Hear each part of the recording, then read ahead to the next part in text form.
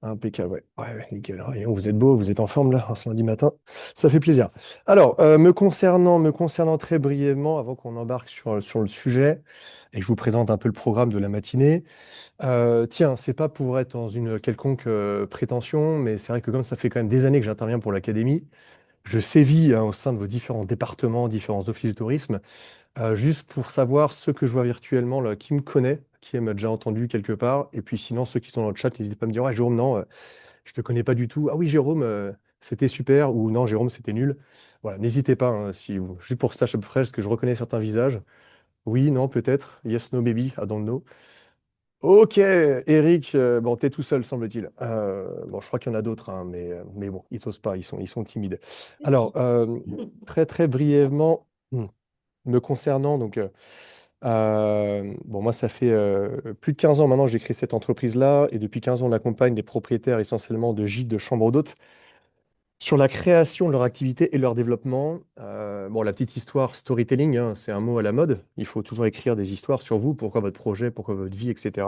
Bon, moi, c'est que ma mère a des chambres d'hôtes depuis plus de 20 ans, et c'est comme ça que j'étais alors étudiant, que je l'accompagnais, puis après que j'ai créé la boîte à 23 ans. En SARL, donc ça fait, je vous dis, voilà, ça fait plus de 15 ans, donc j'ai ma crise de la quarantaine là, qui approche dangereusement dans quelques mois. Et puis accessoirement, j'ai un petit gîte que j'exploite aussi à côté. Bon, donc c'est vrai que sans prétention, certains m'appellent parfois Monsieur Gîte Chambre d'Hôte. Je prends ce titre honorifique qui me va bien. Donc je suis dans le secteur depuis plus de 15 ans, donc évidemment je connais voilà, beaucoup, beaucoup de ces sujets qui nous intéressent. Les règles du jeu par rapport à ce matin, c'est simple, hein, voilà pour vous, hein, c'est d'être concentré, concentré, concentré. Donc, essayez de fermer les portes, hein, si vous avez des collègues, des amis, la famille, des animaux de compagnie, voilà, faites-les garder, c'est bien. Essayez en effet de ne pas être perturbé par votre téléphone, hein. Les notifications Facebook, on les met de côté pour l'instant. Les mails, les clients pensent qu'ils ne peuvent pas attendre, mais je vous confirme qu'ils peuvent attendre. Donc, si vous avez des demandes, voilà, ils attendront d'ici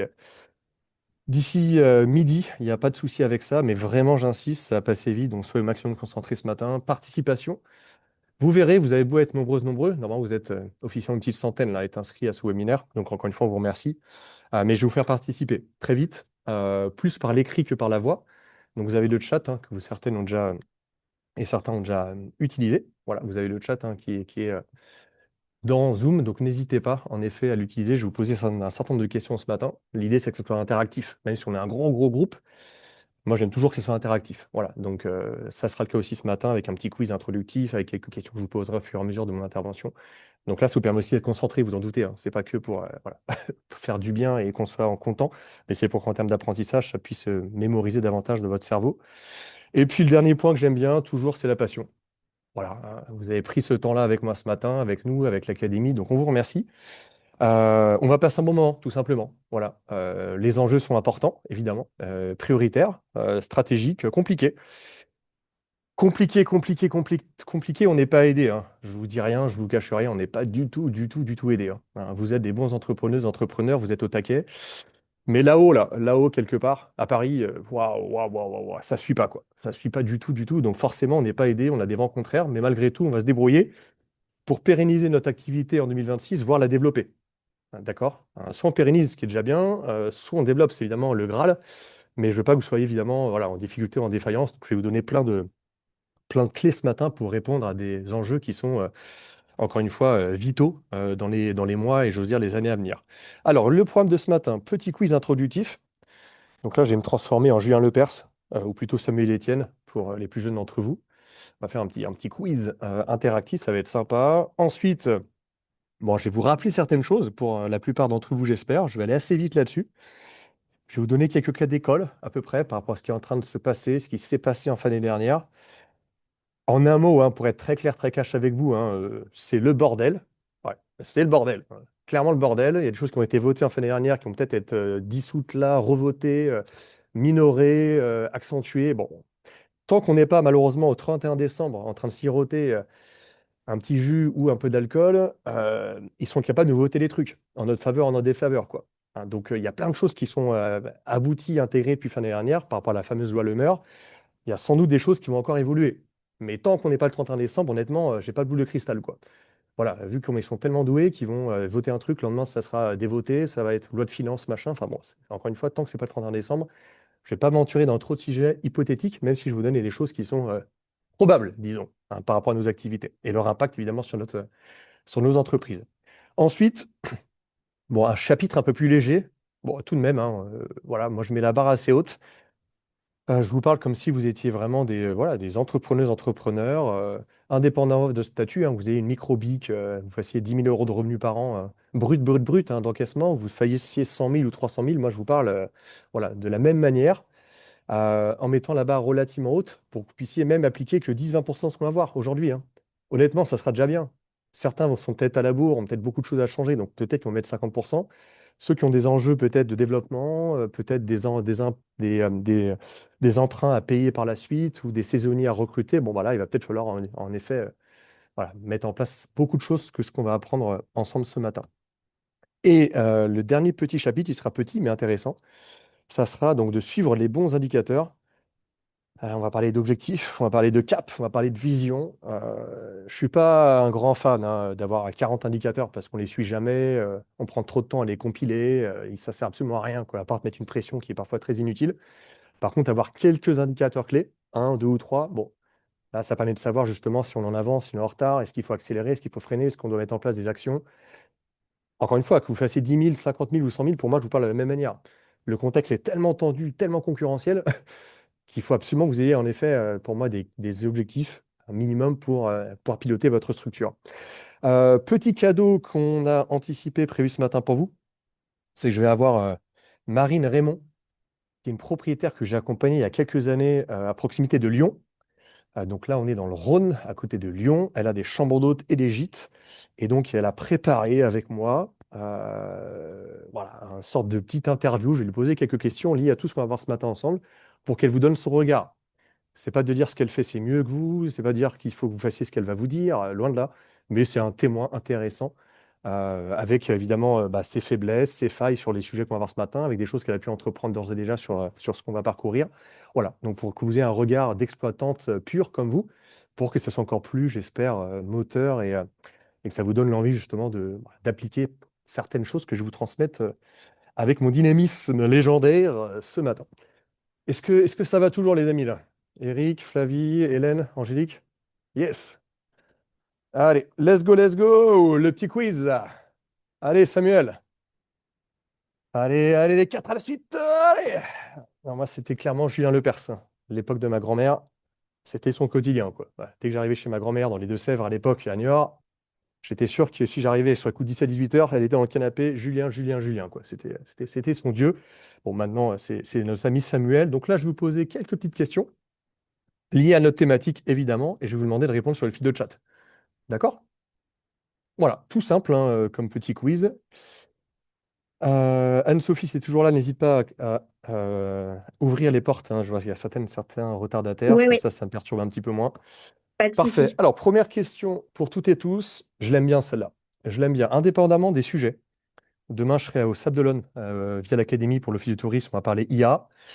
Au-delà de tous les sujets sur lesquels je peux intervenir, cette question, elle est basique, mais je l'adore parce qu'elle redistribue toutes les cartes, évidemment. C'est la question des annonces sur Airbnb en octobre 2025.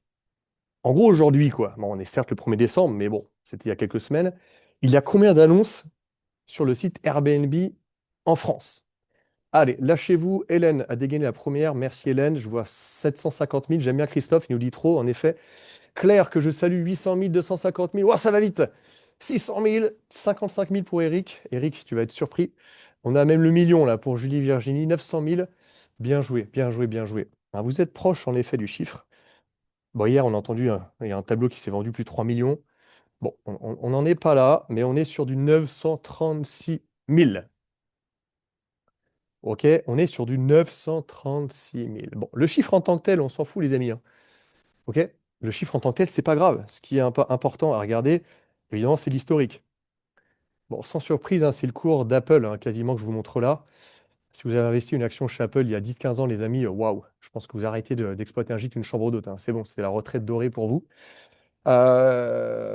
Évidemment, il y avait 450, 500 000 à peu près offres il y a quelques années. Aujourd'hui, on frôle le million. Est-ce que les lois Lemeur, les fameuses lois Lemeur de fin d'année dernière, ont eu un impact? Pour l'instant, on est sur un plateau là à peu près. D'accord? 2025, il n'y a plus forcément beaucoup, beaucoup, beaucoup de hausse, mais il n'y a pas de baisse non plus. D'accord? Hein, donc ce chiffre-là, il est quasiment égal à celui qu'on avait l'année dernière. On était sur le million à peu près en JO, hein, Paris 2024, et maintenant on est quand même toujours sur 936 000 en octobre, alors que pourtant la loi Le Meur, la fiscalité, etc. Bon, est-ce que je dis que c'est une connerie d'avoir fait la loi Le Meur? J'en sais rien, je suis pas député, hein. Je ne le serai jamais, je pense, hein. Ça me dit absolument rien. Euh, mais bon, voilà, pour l'instant, ça se tasse, il y a autant d'ouverture que de fermeture, mais il n'y a pas tant d'effet décroissant. Ce qui signifie que vous êtes nombreux et nombreux, quoi. C'est sûr. Ceux qui ont une exploitation depuis 10 ans, depuis 15 ans le savent, hein. Ils ont vu des voisins arriver de plus en plus, des boîtes à clés, des digicodes, parfois des humains, heureusement, des sourires aussi, hein. Mais donc, concurrence, concurrence, concurrence. Et vous le savez comment, aujourd'hui, le voyageur, il compare tout, il confond tout et tout. Hein, il s'en fout de la typologie du code du tourisme, hein. Que vous soyez à une auberge de jeunesse, un refuge, une chambre d'hôte, un gîte ou un hôtel, il s'en fout complètement, quoi. Il regarde un prix, des avis, des photos, une localité, évidemment, et puis après, il arrive ou il vient pas, quoi.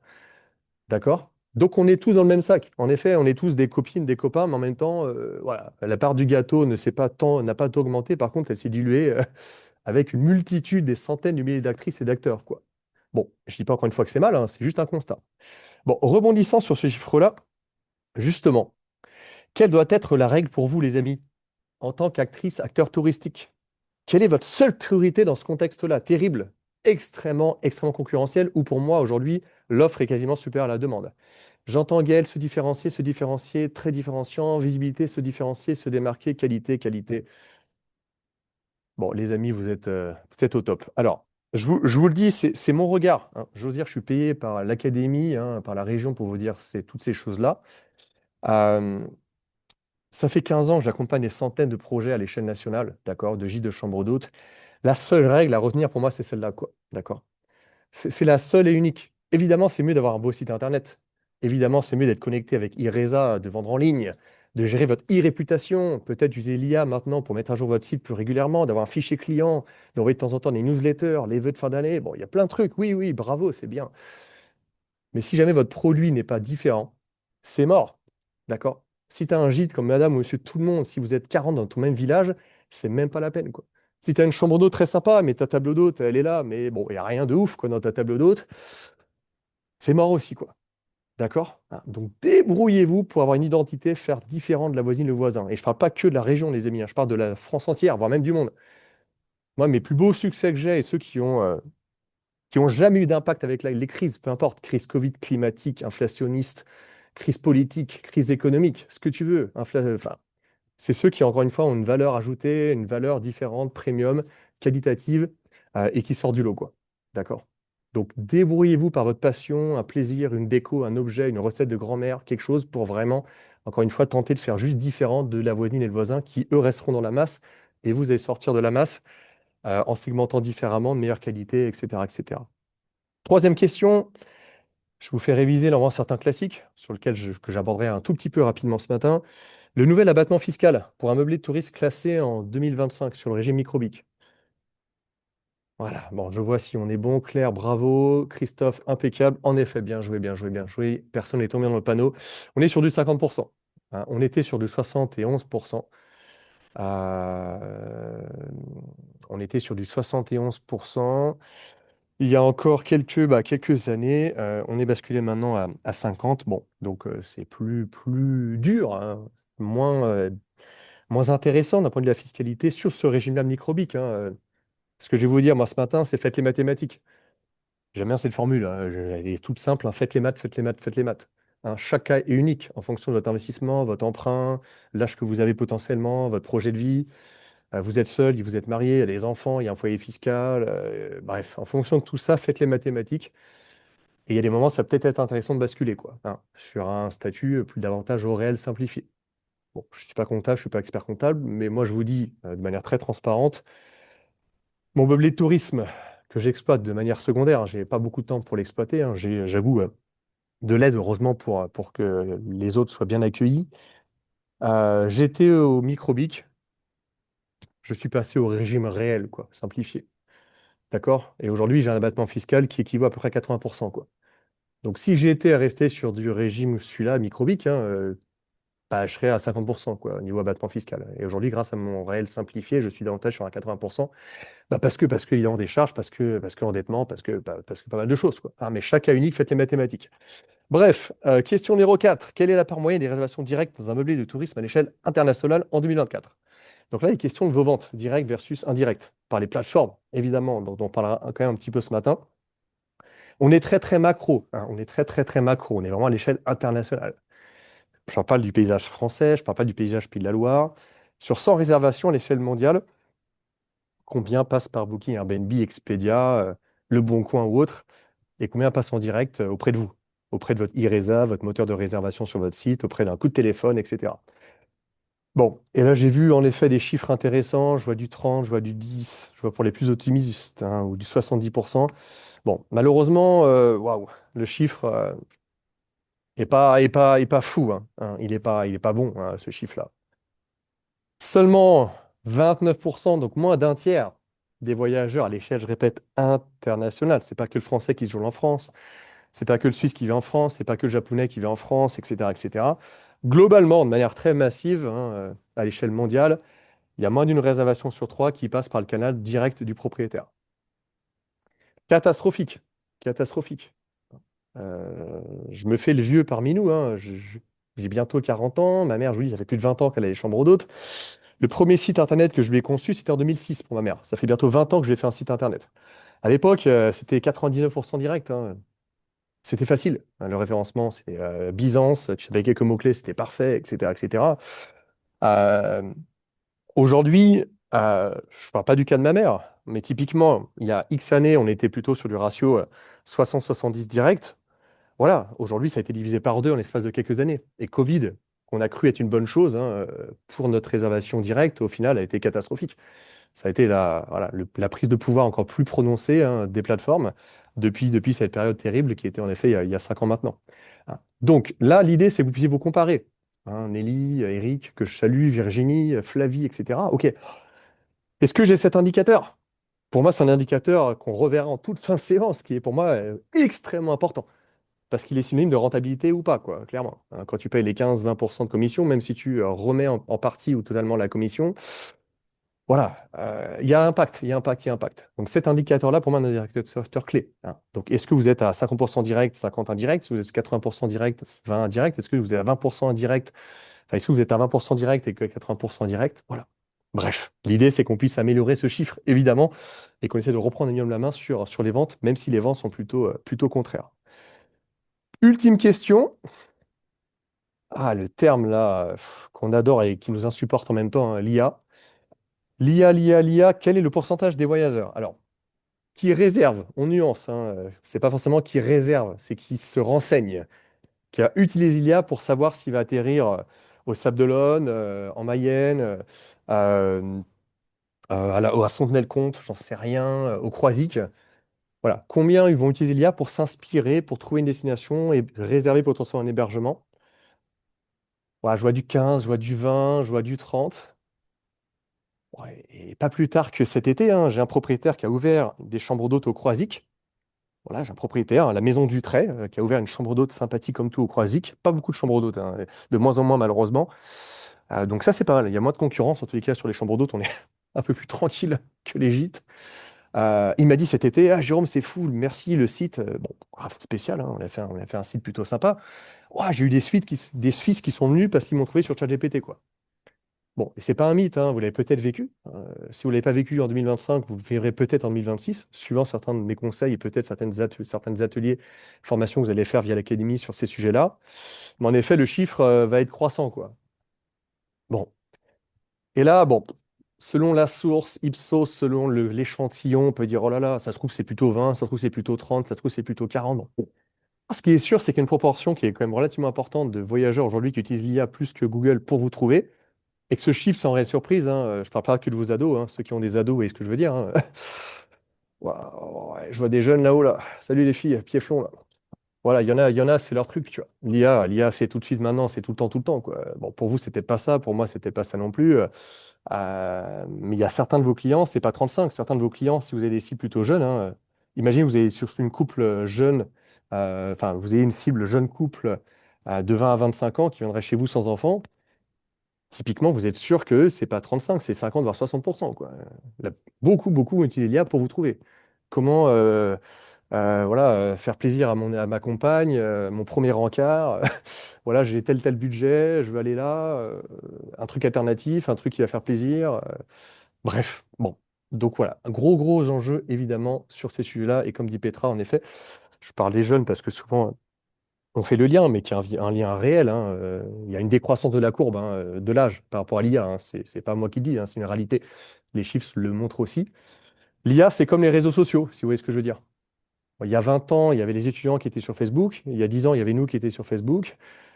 Il y a 10 ans, il y avait les jeunes qui étaient sur Instagram. On est tous maintenant sur Instagram. Et l'IA, les jeunes sont peut-être plus maintenant dessus que nous. Mais voilà, hein, il va falloir sans doute qu'on se mette aussi à la page dans les prochains mois, prochaines années, parce qu'il y a un lien direct potentiellement avec vos réservations et votre chiffre d'affaires.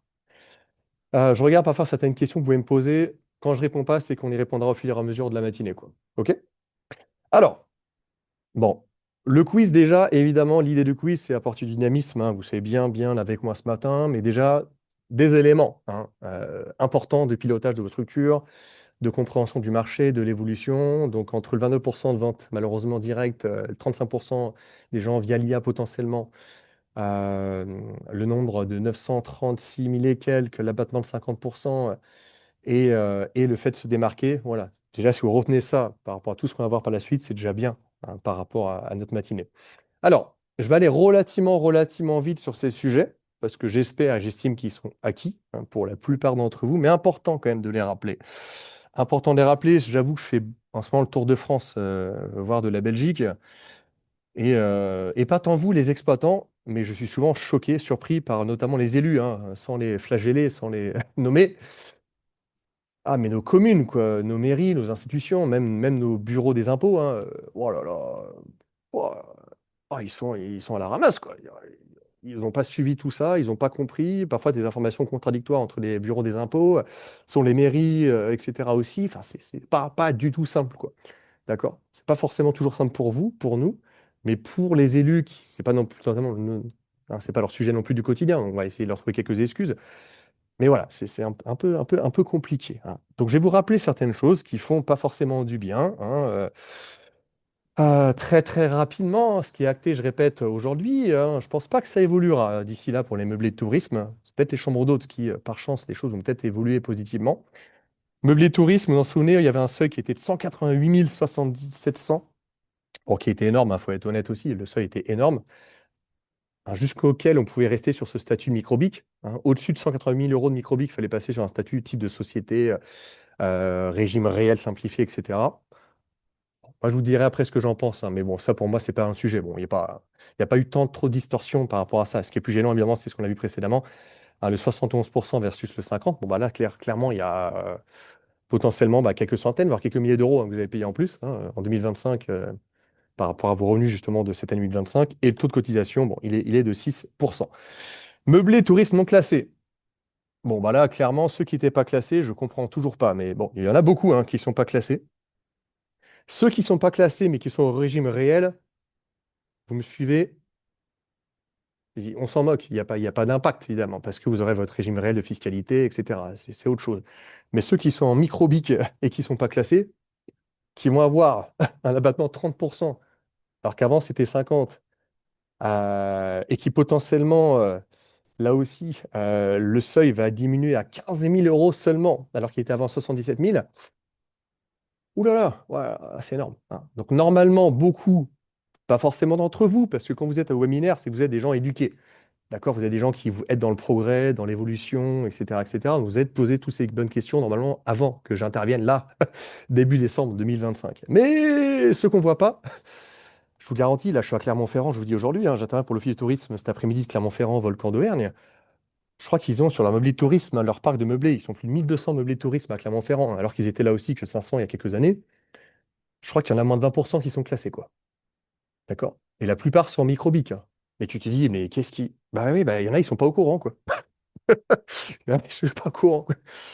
C'est comme ça. Tu te dis, c'est pas possible. Et si, c'est vrai, c'est vrai, hein. Donc là, l'impact est énorme sur le non classé. L'intérêt pour le législateur, qui est là, pour le coup, c'est pas con, c'est de faire en sorte que la plupart des non classés se classent. D'accord? Hein, c'est ça l'idée derrière. Les chambres d'hôtes, alors là, c'est l'enfer. Alors, c'est l'enfer, l'enfer. Bon, évidemment, familialement parlant, historiquement parlant, ma petite maman qui a toujours chez Chambre d'hôtes, dans les Yvelines, vers Rambouillet. Bon, elle écoutera jamais ce webinaire, donc elle m'en voudra pas, parce qu'elle n'aime pas quand je dis son âge.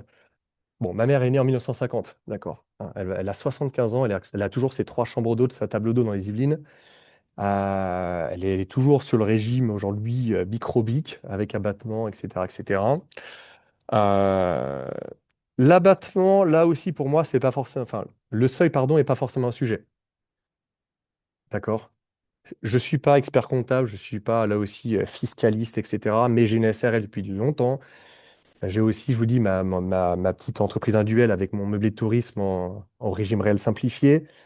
Faites les maths, faites les maths, faites les maths. Mais dans mon portefeuille de clients, mes chambres d'hôtes comme mes gîtes, à partir du moment où ils font plus ou moins 50 000 euros de revenus, c'est le seuil que j'ai identifié, hein, mais je vous le donne, mais vous en faites ce que vous voulez, hein. Vous le retenez pas, mais c'est le seuil que j'ai moi avec mes propriétaires. Ceux qui ont passé le cap de 50 000 euros de revenus, je parle bien de revenus bruts, je parle d'encaissement, de réservation, hein, je ne parle pas de marge, hein, évidemment, derrière. Ce seuil-là, pour nous, il déclenche le régime réel simplifié, quoi. D'accord? Comptabilité, amortissement, etc., etc. Donc, pour moi, ces problèmes-là de 77 000, alors 188 000, 177 000, 180 bon, ça, pour moi, c'est pas un problème, c'est pas un sujet, d'accord? On avait intérêt de passer de toute façon sur un régime réel la plupart du temps, je dis bien la plupart du temps, pour avoir une économie d'impôt. Par contre, ce qui est évidemment très, très gênant, et je répète, c'est mon opinion, ce sont ces deux choses-là. L'abattement, qui est le même que pour les meublés de tourisme. Et vous me direz, ben, Jérôme, bah, c'était pareil avant de toute façon. Oui, oui, c'est vrai. Meublé de tourisme classé, c'était 71, chambre d'eau, c'était 71. Donc on s'est tapé le même dégrèvement, boum, à 50%, quoi. Ah, mais vous le savez comme moi, hein, qu'en chambre d'eau, ce qui nous sépare, normalement, c'est le petit déjeuner, entre autres. Le ménage peut être un peu régulièrement, peut-être un peu de blanchisserie, de literie, etc., etc. Logiquement, les charges d'exploitation peuvent être un peu plus importantes par rapport à des rotations plus régulières en chambre d'eau qu'en gîte. Et pourtant, on a le même ratio. On avait le même ratio avant, mais on a encore le même maintenant qui est pas bon, quoi. Et là, le pire du pire, mais les choses peuvent changer, d'accord? Les choses peuvent vraiment changer. Hein, je vous êtes peut-être, comme moi, inscrit sur des groupes Facebook hein, autour des chambres d'eau, des gîtes, etc. Ce qui est parfois des bonnes veilles aussi à apprendre de manière hyper régulière. Ah, il se passe des choses, encore une fois, en ce moment au Parlement, hein, à l'Assemblée, au Sénat, pour que peut-être qu'ils reviennent en arrière sur les chambres d'eau spécifiquement. Ce qui fait flipper, c'est ça, quoi, hein, c'est le taux de cotisation sociale. Toujours sur le régime microbique, hein, là, on n'est pas sur le régime réel, etc. Là. Notre régime donc de charge sociale passerait de 12,3 à 21,2, quoi, sur 2025 qu'on déclarait en 2026, quoi. Bon, ouais, ça serait la merde. Parce que en termes de charges, vous voyez que c'est quasiment doublé. Et ça impacte, hein. Ça va être des centaines d'euros, voire beaucoup plus que vous allez payer pour justement vous assurer une sécurité sociale, dont on sait que malheureusement aujourd'hui, elle est un peu discutable. Ouais. Je regarde ce que dit Pietra. Écoute, d'après les informations que j'ai, oui, hein, oui, c'est pour les auto-entrepreneurs en effet également. À l'heure où je vous parle, c'est ça, je répète. Mais, bon, il y a des choses que vous connaissez peut-être, hein. Il y a eu la création cette année pour les chambres d'hôtes de l'Association nationale des chambres d'hôtes. J'avais pu interviewer la présidente sur YouTube. Là, j'ai eu une vidéo d'elle et moi en interview. Bon, je vous conseille toutes et tous d'y adhérer, hein, ceux qui sont chambres d'hôtes gîtes, ceux qui sont chambres d'hôtes. Bon, les gîtes qui veulent aider les chambres d'hôtes, ça peut être aussi un acte un peu de bravoure, hein, voilà, pour faire valoir aussi cette aide, j'ose dire, aux chambres d'hôtes qui prennent cher, hein, qui prennent très très cher. Déjà, le produit est plus trop à la mode, et ça plaît pas quand je dis ça, mais c'est une réalité. Le produit, parfois, est discuté. Le terme chambre d'hôte, parfois, peut être vu avec une connotation un peu désuète. Je dis pas que ça plaît plus le produit, attention, loin de là, attention, attention. Mais malheureusement, je le dis depuis des années, hein, on a le cul entre deux chaises aujourd'hui en chambre d'hôte. On a clairement le cul entre deux chaises. On a le cul entre les hôtels qui ont leur force de frappe, leur chaîne internationale, leur budget, leur notoriété, le mot-clé hôtel qui est très fort, etc. Et maintenant, on a le cul entre l'autre chaise qui est la chaise d'Airbnb, hein, des meublés touristes, des gîtes, des locatifs touristiques qui explosent littéralement en termes de tendance forte pour le voyageur et en termes aussi de marketing.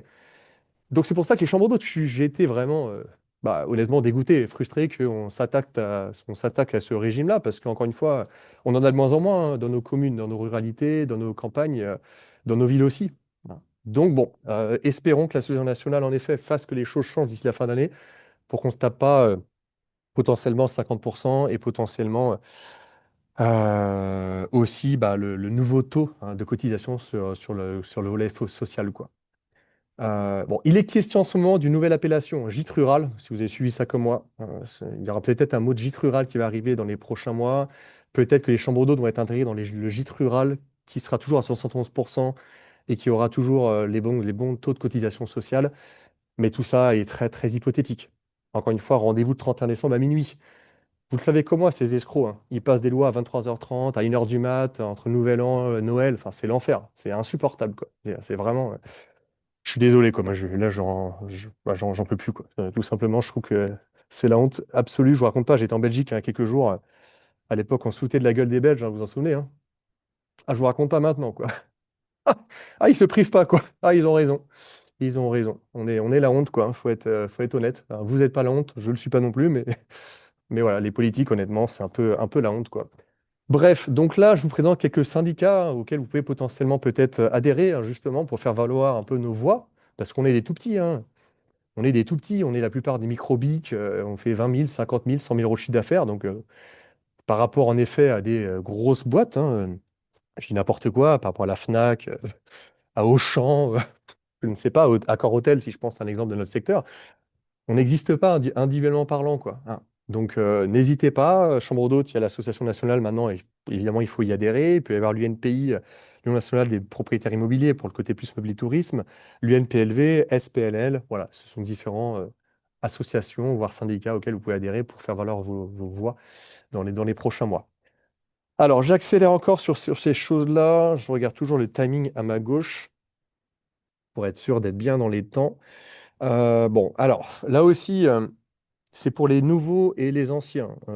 Alors normalement le 20 mai 2026, donc dans un peu plus de 6 mois maintenant, même les anciens, vous allez redevoir faire ce que vous avez fait à l'époque. Vous vous en souvenez, vous avez fait votre SERFA, normalement c'était le 14 004 si je dis pas de bêtises, je confonds toujours avec le 13 566, mais là on est que sur les meublés tourisme, d'accord? Là ce que je vous dis là, c'est que meublés tourisme, hein, ce n'est pas les chambres d'hôtes. Donc les meublés tourisme vont devoir se redéclarer via un téléservice national, qui sera peut-être le site de l'Éclaloc, hein. Il y a aussi un autre concurrent qui est 3D West, qui est connu dans l'ouest de la France, chez nous, justement.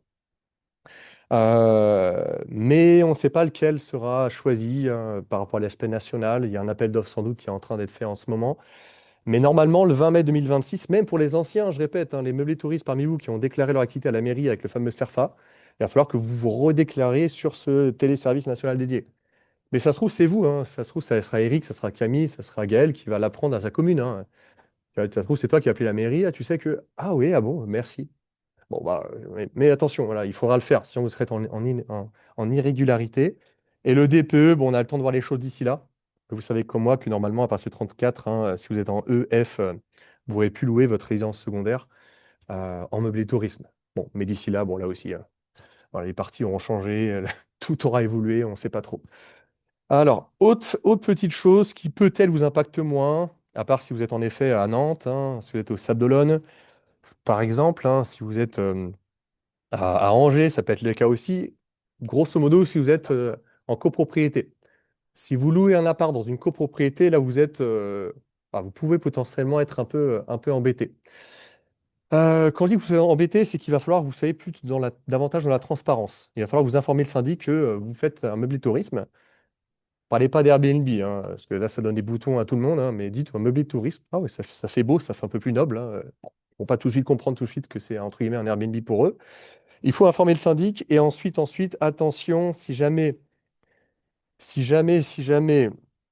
dans votre règlement de copropriété, euh, vous n'avez pas la clause d'habitation bourgeoise qui interdit les activités, enfin, pardon, si vous avez, à chaque fois je confonds, si vous avez dans votre règlement la clause d'habitation bourgeoise, donc qui interdit toute activité commerciale, bon, grosso modo, vous allez pouvoir être embêté si vous n'avez pas le droit d'exercer, que ce soit un notaire, que ce soit un coiffeur, une boulangerie, etc. Si jamais euh, vous avez une activité dans votre copropriété, le syndic, à 2/3 des voix, peut décider de faire évoluer le règlement et en gros d'interdire dans votre règlement de copropriété la location meublé tourisme. D'accord? Si vous avez en effet voilà, d'autres types d'activités, il va pouvoir voilà, il va pouvoir vous jarter. Euh, bon, donc ça concrètement, alors, je le refais, désolé, je crois que je me suis embrouillé. Je le refais plus simplement. Typiquement, mon cas de figure. Je vous donne mon cas de figure, ça va être plus simple même pour moi. Moi, je suis dans une copropriété dans les Yvelines avec mon meublé de tourisme où j'ai d'autres activités commerciales. Il y a, je crois, une naturopathe, je crois qu'il y a un dentiste, etc. Je suis tranquille. Je la refais comme ça. Si jamais il y a des commerces dans votre copropriété, vous êtes tranquille. C'est si jamais, en effet, pardon, j'ai dû inverser, si jamais il y a une clause d'habitation bourgeoise, là, ils vont pouvoir vous jarter, quoi. D'accord? Bon. Ce qu'il faut faire, si jamais ça vous concerne, un jour, peut-être maintenant, de toute façon, c'est peut-être aller voir le service d'urbanisme de votre commune, parce qu'on va en parler juste après, les choses évoluent. Et derrière, évidemment, pour moi, dépenser 100, 200 euros, non pas dans le chat GPT, hein, qui peut vous dire n'importe quoi, mais plutôt dans une avocate, un avocat spécialiste de droit immobilier, quoi, pour être sûr qu'il n'y a pas une clause, il y a un alinéa qui vous pose problème. Voilà. Au-delà de ça, qui fait en effet que deux tiers maintenant peuvent se léguer contre vous, liguer contre vous et vous faire jarter si jamais voilà, il y a la clause d'habitation bourgeoise. Moi, je vous conseille de valider ça au niveau de la commune et puis après avec une sachante ou un sachant, quoi. Bon, autre chose qui nous fait peur, encore à l'heure où je parle, d'après vous, c'est quoi là? Qu'est-ce qui nous fait extrêmement peur? Qui est ce bruit de couloir depuis des mois, lié à nos activités, lié aussi à la fiscalité, aux impôts, à notre comptabilité. Ouais, ouais, ouais, ouais. Merci, merci. Maison bout du monde à Angers, en effet, la TVA. Alors, bon, vous êtes peut-être comme moi en veille sur certains blogs. Il y a le blog d'Eloa, hein, qui au-delà, en effet, d'être un channel manager, hein, qu'on aime ou qu'on n'aime pas, ils font un blog qui est plutôt intéressant à suivre. Donc, le blog d'Eloa, ils diffusent des articles assez régulièrement sur ces sujets. Il est peut-être question que le seuil soit réévalué en 2026 à 37 500 euros. Le seuil, je parle du seuil de TVA, d'accord? Indépendamment de votre statut, on parle du seuil de TVA qui serait, je dis bien qui serait, on n'en sait rien, c'est pas encore acté jusqu'au 31 décembre. Le seuil de TVA serait peut-être de 37 500 alors qu'il était question en 2025 qui est carrément qu'il bascule à 25 000, quoi. Pendant l'année, là, hein, c'était suspendu, là, ça c'est l'article du Crédit Agricole, hein, c'était suspendu, mais évidemment, la fin d'année, projet de loi de finances 2026, etc., ça va revenir, et ça revient. Il est question en ce moment, bruit de couloir, 37 500, mais ça se trouve, ils vont tout faire péter, il y aura pas de TVA non plus. Ça se trouve, ça sera 37 500, ça se trouve, ça sera 25 000, donc un peu de lobbying, syndicats, associations, évidemment, il faut, voilà, il faut faire valoir nos droits sur ces sujets-là, parce que clairement, là, on change de sujet, quoi. Là, on change de sujet. Ma mère, typiquement, elle doit faire 45 000 euros par an à peu près pour sa chambre d'hôte. Ça voudrait dire qu'elle serait à la assujettie à la TVA. Ma mère a 75 ans, d'accord? Vous me direz, Jérôme, ça veut rien dire. Elle pourrait très bien gérer son administratif, ses factures, etc. Pas du tout, non, non, non, non. Ma mère, c'est la déesse de l'accueil, de la table d'hôte et du petit-déj, quoi. Ça, c'est sûr, elle cartonne, il n'y a pas de problème. Par contre, tout ce qui est administratif, compta, c'est pas la peine. Donc, ma mère, je lui dirais, maman, écoute, diminue, quoi. Diminue l'activité, hein, voir avec plus d'allemand, quoi, si vous voyez ce que je veux dire. Bref, ça reste entre nous.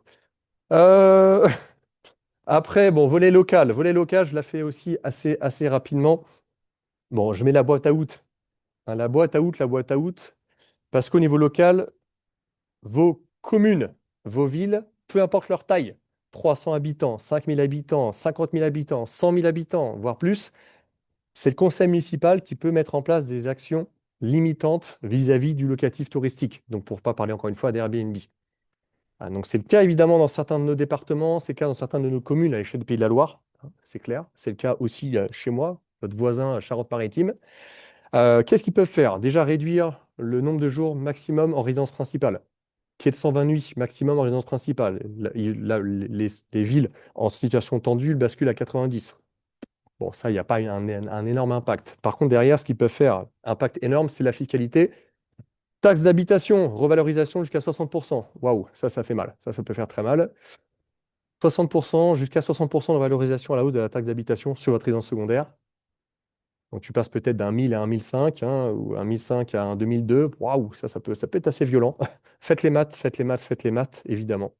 Autre chose évidemment très importante, c'est le PLU, hein, le PLUI qui peut être uniquement attribuées à des résidences principales. Ils peuvent dire, voilà, cette partie-là de notre ville, cette partie-là de notre commune, c'est uniquement des résidences principales. Aucune résidence secondaire sur cette partie-là de l'agglomération. Ok, ok, ok. C'est juste voté au conseil municipal, hein. Donc attention aux élections, marche prochain, c'est demain, là aussi. Selon les politiques, est-ce qu'ils sont pro-tourisme, pas pro-tourisme? Bon, bah, à vous de voir, hein, pour faire valoir vos droits là aussi. Et surtout, surtout aujourd'hui, ce qui est le plus fort, vous le savez comme moi, c'est le changement d'usage.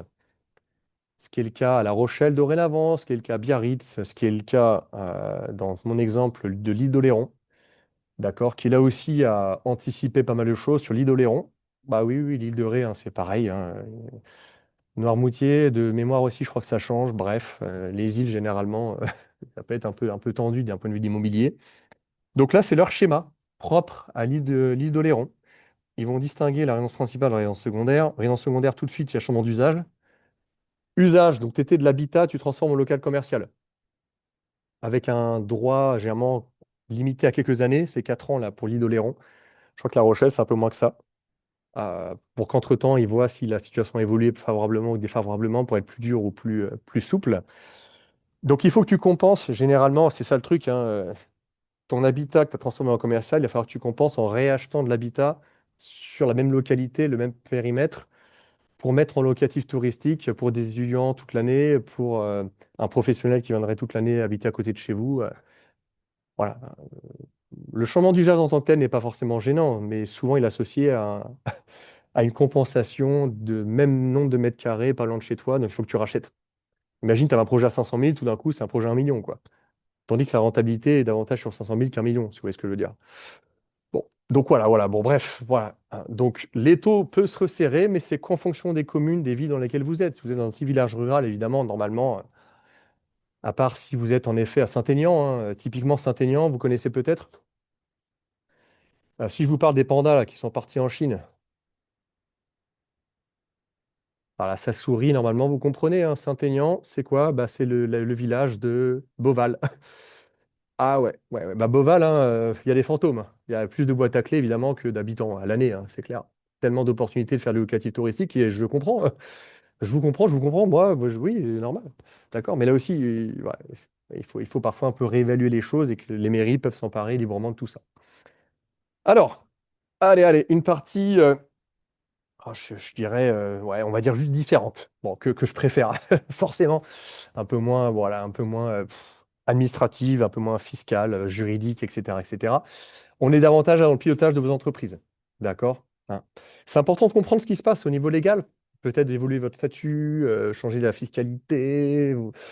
Bon, mais il y a des choses, on est tributaire, on va subir plus qu'autre chose, hein, ces sujets-là. Là, c'est plus à vous d'avoir la main. Vous avez le contrôle davantage sur ce qu'on va partir de maintenant. Alors, là, je vais vous donner cinq conseils à peu près clés. Pareil, indépendamment de votre niveau, j'ouvre des portes. C'est les sujets sur lesquels j'interviens année après année, hein, justement auprès de l'académie, hein, la tarification. Euh, mais pour moi, c'est vraiment une problématique qui est devenue, pour vous, extrêmement stratégique et aussi extrêmement complexe. Stratégie tarifaire dynamique, pour répondre entre autres à Eric, c'est ce qu'on appelle en anglais le fameux yield management, un revenu management. C'est faire en sorte que vous avez plus, pas que, tu sais, la basse, moyenne et haute, mais que tu as potentiellement beaucoup plus de volatilité, que tu vas piloter ta tarification de manière plus régulière. Pas une fois par an que tu vas mettre à jour ta matrice de tarifs, mais peut-être une fois par mois, voire une fois par semaine. OK? C'est pas moi qui le dis, hein, et c'est pas que Julien Courbet, hein, qui le dit. Mais je vous invite à re-regarder si vous l'avez vu, pas vu. Regardez ce reportage qui était en mai en 2025, hein, sur Capital. Hyper intéressant. Hyper intéressant le reportage, où justement, il fait valoir de cette évolution-là, du fait qu'aujourd'hui, depuis surtout Covid, depuis la concurrence exacerbée des meublés de tourisme, hein, depuis la concurrence portée aussi par des locations exploitées par des conciergeries locatives, hein, et pas que des agences immobilières, euh, quand on a des opérateurs qui gèrent 100 biens, 300 biens, 50 biens, et qui ont qu'un objectif, c'est de remplir, remplir, remplir, et faire en sorte que ça emmagasine le plus de clients, de marge, de rentabilité possible, ils sont tous à utiliser des logiciels de yield management, hein, de revenu management, à faire des tarifs qui est aussi parfois le lundi différent du mardi, mercredi différent du mardi, le week-end différent du jeudi, etc., etc. Je vous dis pas qu'il faut tous basculer dans ce monde-là, d'accord, d'accord. Mais parmi vous, celles et ceux qui veulent, bah, je vais être clair avec vous, hein, remplir davantage et normalement, bah, logiquement avoir un chiffre d'affaires aussi plus élevé, vous avez de moins en moins le choix. Soit vous débrouillez avec votre Excel à mettre à jour vos tarifs, peut-être une fois par semaine. Est-ce que c'est le rituel du lundi matin entre 7h et 8h? Ok. Je regarde sur les OTA, je regarde sur le site de l'Office du tourisme, je regarde mes 2, 3, 4 concurrents majeurs. Ah ouais, bah tiens, ils ont changé, ils ont changé. Ah ouais, bah tiens, moi, il faut que je fasse un peu moins là, ou un petit peu plus. Soit vous faites ça à la mano, d'accord?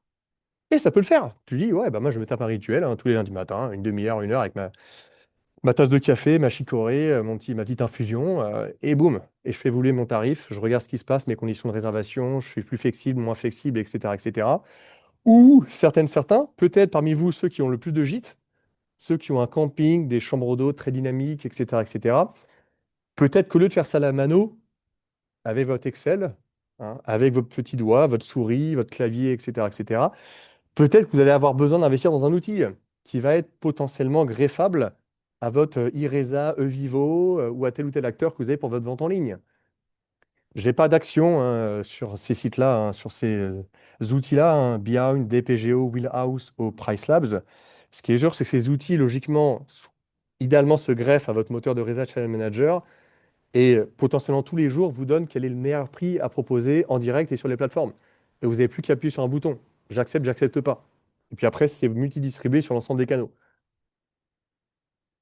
Ah ouais, ouais, ok, ok, waouh, ok. Ah oui, oui, forcément, rien n'est gratos, ces outils, je réponds à la question en effet de Petra. En fonction des outils, de mémoire, je vous donne une fourchette, parce que ces outils-là, c'est un peu comme les channel managers, tu sais, bon, ils sont plus ou moins les mêmes tarifs, mais il y a quand même des différences. Je vous dirais entre 20 et 40 euros par mois à peu près. Toujours pareil, certains vont dire, oh là là, c'est hyper cher. Ah mais attention les amis, faites le calcul, encore une fois, faites les maths. Si ça vous fait gagner une demi-heure, une heure par semaine, et surtout que ça vous fait gagner 10 ou 20% de chiffre d'affaires en plus, et votre chiffre d'affaires, je ne parle pas d'un chiffre d'affaires à 1000 euros évidemment, mais ceux qui font peut-être 50 000, 60 000 ou même 40 000 ou au plus, waouh, waouh, waouh, waouh. Par objet de location, bonne question. Euh, à vérifier. Ce qui est sûr, c'est que on va pas multiplier, si vous avez 3 gîtes, c'est pas 30 fois 3, 90 euros par mois, quoi. Hein. Il y a sans doute des forfaits, tu vois, dégressifs, sans doute des forfaits 30 euros pour deux annonces. Bon, à vérifier tout ça. À vérifier. Price Labs, si je devais en conseiller un sans me mouiller, ça serait peut-être Price Labs, quoi. Voilà, qui est là depuis plus longtemps, qui est connectable avec eVivo. Donc, si vous êtes sur le Channel Manager eVivo avec Iresa, bah, typiquement Price Labs est connecté. Pour optimiser toute la distribution, voilà, c'est encore mieux, quoi. Deuxième conseil, passez au peigne fin de visibilité sur le web. Alors, bon, là, je vous donne un exemple d'un propriétaire que je connais à La Rochelle. Entre autres, La Rochelle, c'est mon conseil tout con que je vous donne ce matin. N'hésitez pas semaine après semaine pour le coup, on n'est pas comme les tarifs, ou jour après jour comme les tarifs, on n'est pas là, mais au moins une fois par trimestre, tapez votre nom de marque plus votre commune, voire votre nom de marque plus votre département. Et voyez ce qui se passe dans Google déjà. J'apparais pas. Est-ce que j'apparais bien? Est-ce que je suis sur des sites que je connais même pas?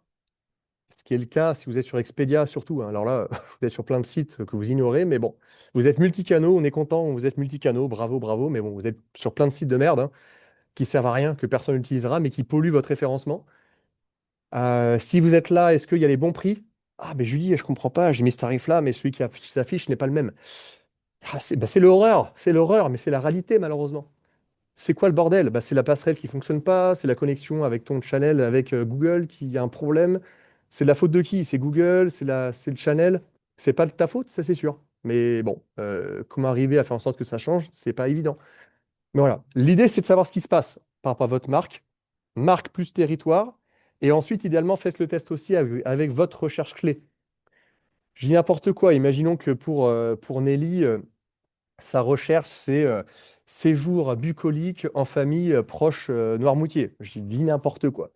Ou pour Angélique, le Moulin Neuf, chambre d'eau de charme avec table d'hôte proche La Roche-sur-Yon. Je dis n'importe quoi. Hein. Mais pensez à votre recherche clé, la plus puissante, celle que vos autres vous disent, ah ouais, c'est celle-là, moi. Je l'ai trouvée parce que j'ai mis gîte de groupe avec piscine, proche les Sables d'Olonne, j'ai mis gîte pour cousinade proche Laval. Voilà, pensez à votre phrase clé et testez-la aussi sur Google. Et évidemment, les amis, je vous l'ai mis hein, en mode détective. Hein. Faites pas ça depuis votre propre navigateur. Hein. Faites ça quand vous êtes parti à Strasbourg, quand vos enfants sont à Lyon en études ou à Paris, ou utilisez un VPN. Hein. Utilisez un VPN pour être crypté et être masqué. Sinon, Virginie sera toujours première. Sinon, Gaëlle, tu seras toujours première au moulin. Pareil pour toi, Camille, etc., etc., quoi. Hein, Google va vous dire, il va vous montrer ce que vous avez envie de voir. Hein, donc, attention à ne pas le faire naïvement depuis votre propre Wi-Fi, votre propre ordinateur, parce que ça va être biaisé et tu seras toujours première. Et c'est pas le but. Moi, je te garantis, Nelly, si je fais une recherche sur la douce halte depuis La Rochelle, ça se trouve, je ne te trouve pas du tout, quoi. Tandis que toi, évidemment, tu te recherches toi-même sur ton propre ordi, avec dans ta propre maison, avec ta propre Wi-Fi, bah, tu vas trouver tout de suite, quoi. Donc attention à ça, hein. C'est un petit détail pour vous, mais pour moi, ça veut dire beaucoup. Ensuite, tester ChatGPT. Évidemment, on l'a dit tout à l'heure. D'accord, faites la même chose sur ChatGPT. Bon, j'ai pas d'action dans OpenAI, hein, mais bon. Euh, Voilà. Voilà, voilà. Un ChatGPT, c'est comme Google. Dans le côté search, dans la recherche sur le web, Google est le leader outrancier, évidemment. Par rapport à Yahoo, à Bing, Orange, qui fonctionne quasiment pas. Hein. Ouais. La plupart des gens sont sur Google. C'est pareil pour les gens qui vont vous chercher aujourd'hui, demain. Ils ne seront pas forcément sur Perplexity, Claude ou Mistral. Même si on aime bien Mistral parce que c'est français et c'est notre challenger européen. Malheureusement, aujourd'hui, pour l'instant, ChatGPT est le leader absolu. Donc, testez sur ChatGPT. Est-ce que vous êtes là? Oui, non? Si oui, comment? Quelles informations circulent? Je l'ai fait pour ma mère, hein, ce que je vous dis. Hein, je me l'applique évidemment. Hein, je l'ai fait pour ma mère. Bon, là, c'est entre autres la chambre d'hôte à La Rochelle, c'est pas ma mère. Pour ma mère, je l'ai fait. J'ai halluciné, quoi. Il m'a sorti des photos, mais il les a prises d'un site complètement obsolète que personne ne regarde, où c'était une ancienne chambre d'hôte. C'était même ma chambre d'étudiant, enfin, quand j'étais au lycée, pour tout dire, à Rambouillet, qui après est devenue une chambre d'hôte, mais qui depuis ma mère a condamné, quoi. Depuis, elle loue plus du tout cette chambre-là, quoi. Pourtant, il avait affiché ça comme l'image à la une de la chambre de ma mère, quoi. Tu t'imagines le délire, le préjudice, quoi. Ah ouais, cette chambre, elle est moche, elle est pourrie, où je la veux, mais non, bah non, vous pouvez pas la voir, parce que c'est encore le bureau de mon fils quand il passe de temps en temps à la maison. Et donc, il faut remonter à la source. Si vous me posez la question, mais Jérôme, tu fais comment alors? Bah, il va te dire la source de la photo qu'il a récupérée en premier, malheureusement. Donc là, tu as intérêt d'aller sur le site, retrouver tes codes ou demander tes codes pour dire, attends, Wikipédia, si c'est Wikipédia, Picasa, si c'est Picasa, Flickr, si c'est Flickr, des vieux trucs hein, qu'on n'utilise pas du tout en 2025, mais que ChatGPT a ressourcé, quoi, tu vois, il a utilisé. Attention, hein, quelles sont les informations qui circulent autour de vous, de votre marque? Quelles photos? Est-ce que c'est la photo de voyageur pourrie comme celle que tu as sur Google Images, tu vois? Ou est-ce que c'est des photos que toi que tu as pu mettre? Ou c'est les photos de l'Office du tourisme, qui sont vraiment meilleures aussi que celles qui circulent de clients sur TripAdvisor? Est-ce que le texte est pertinent? Est-ce que le texte est séduisant? Ou c'est du texte pourri qui a été repris par quelqu'un qui est venu chez toi il y a 10 ans, etc. Est-ce que tu apparais? Est-ce que tu apparais pas? Si tu apparais pas, est-ce qu'il y a des gens qui apparaissent avant toi? Est-ce que c'est un office de tourisme? Est-ce que c'est des concurrents? Est-ce que c'est des partenaires? Etc., etc. Bon, euh, on parle de SEO, hein. Le SEO, rappelez-moi les amis, ça signifie quoi cet acronyme SEO? Tous ensemble sur le chat, là, SEO, l'anglicisme. Eric, évidemment, ça tu le maîtrises. Bon, il y a plusieurs Eric, hein, mais... Ouais, voilà, bien joué. Search Engine Operator. Alors, on est plutôt sur Search Engine, en effet, Marie-Laure a raison, optimisation. Hein. Optimization, if you want in English. Donc, c'est tout ce qui est référencement naturel. Hein. Bravo à toutes et à tous. Bon, ça existe toujours. Google, Google, Google, il n'y a pas de souci. Un certain Paco Rabanne prédit la fin de Google dans 10 ans. Je dis ça, je rigole, hein, mais certains prédisent la fin de Google. Bon, j'y crois pas trop. Hein. Pas trop. Ça va être compliqué quand même dans les prochaines années. Google est en concurrence, évidemment, maintenant, mais j'y crois pas tout de suite que Google va disparaître. Par contre, ce qui est sûr, c'est que maintenant, on parle de JIO. Hein. JIO, c'est quoi? Hein, Julie, Generating. Ouais, si on est précis, t'as quasiment bon. Hein. C'est Generative. Un Generative Engine Optimization. Sorry for my English, hein, generative hein, ou generating pour Julie, ça passe aussi, hein, franchement. Voilà. Comment vous allez? Voilà. Je vous aime, je vous kiffe, hein, je vous fais un cœur, mais Comment tu vas plaire encore plus, non pas à Google, mais à ChatGPT, à Mistral, à Perplexity, à Gemini, à Claude, à DeepSeek, le chinois, etc., etc. Bon, bah là, vous avez la petite matrice à suivre, hein. Je vous conseille aussi hein, de suivre des formations sur l'IA, s'il y a encore des places, hein. Moi, j'interviens demain pour le loter des Sables d'Olonne avec l'académie, hein, mais bon, les deux ateliers sont pleins. Je crois que j'en ai d'autres dans certaines contrées, peut-être en Mayenne, je crois, je sais plus. Bon, mais pressez-vous, quoi. Pressez-vous, pressez-vous, hein. Voilà. Que t'aimes pas l'IA à titre personnel, tu vois, que Eric, que Flavie, Erwan, tu dis, ouais, non, c'est de la merde l'IA, moi je préfère mon bon vieux Google, ou je préfère passer un coup de fil parfois à mes amis pour savoir quel film aller voir. Euh, on s'en fout de ça. Comme le fait qu'Erwan déteste Instagram ou Nelly déteste Facebook, on s'en fout, hein. Où est-ce que sont vos clients? À un moment, désolé, il faut être rationnel, quoi. Où est-ce que sont vos hôtes? Aujourd'hui, certains, et de plus en plus, sont sur l'IA. Donc, débrouille-toi pour connaître l'IA, pour maîtriser un petit peu l'IA et pour savoir comment ton site, de manière intrinsèque, peut davantage plaire à l'IA et à ChatGPT principalement. Donc là, tu as quelques règles ici. À vous, après, de vous faire votre petit diagnostic. Ah bah là, je ne vais pas dans le détail. Je vous fais un peu de teasing pour nos prochains ateliers, hein. Évidemment, je vous invite à venir. Il n'y aura pas de la place pour tout le monde, hein, mais bon, voilà. Là, vous avez une petite matrice pour vous aider à vous positionner. Et puis là, je vous ai mis quelques petites anti-sèches en fonction hein, de la qualité éditoriale, le schéma.org, les descriptifs, les balises H1, H2. Celles et ceux qui connaissent un petit peu le SEO se rendent compte que quoi, ici, là? La bonne nouvelle, c'est quoi, les amis? C'est qu'il y a plein des critères du JIO qui sont aussi des critères de...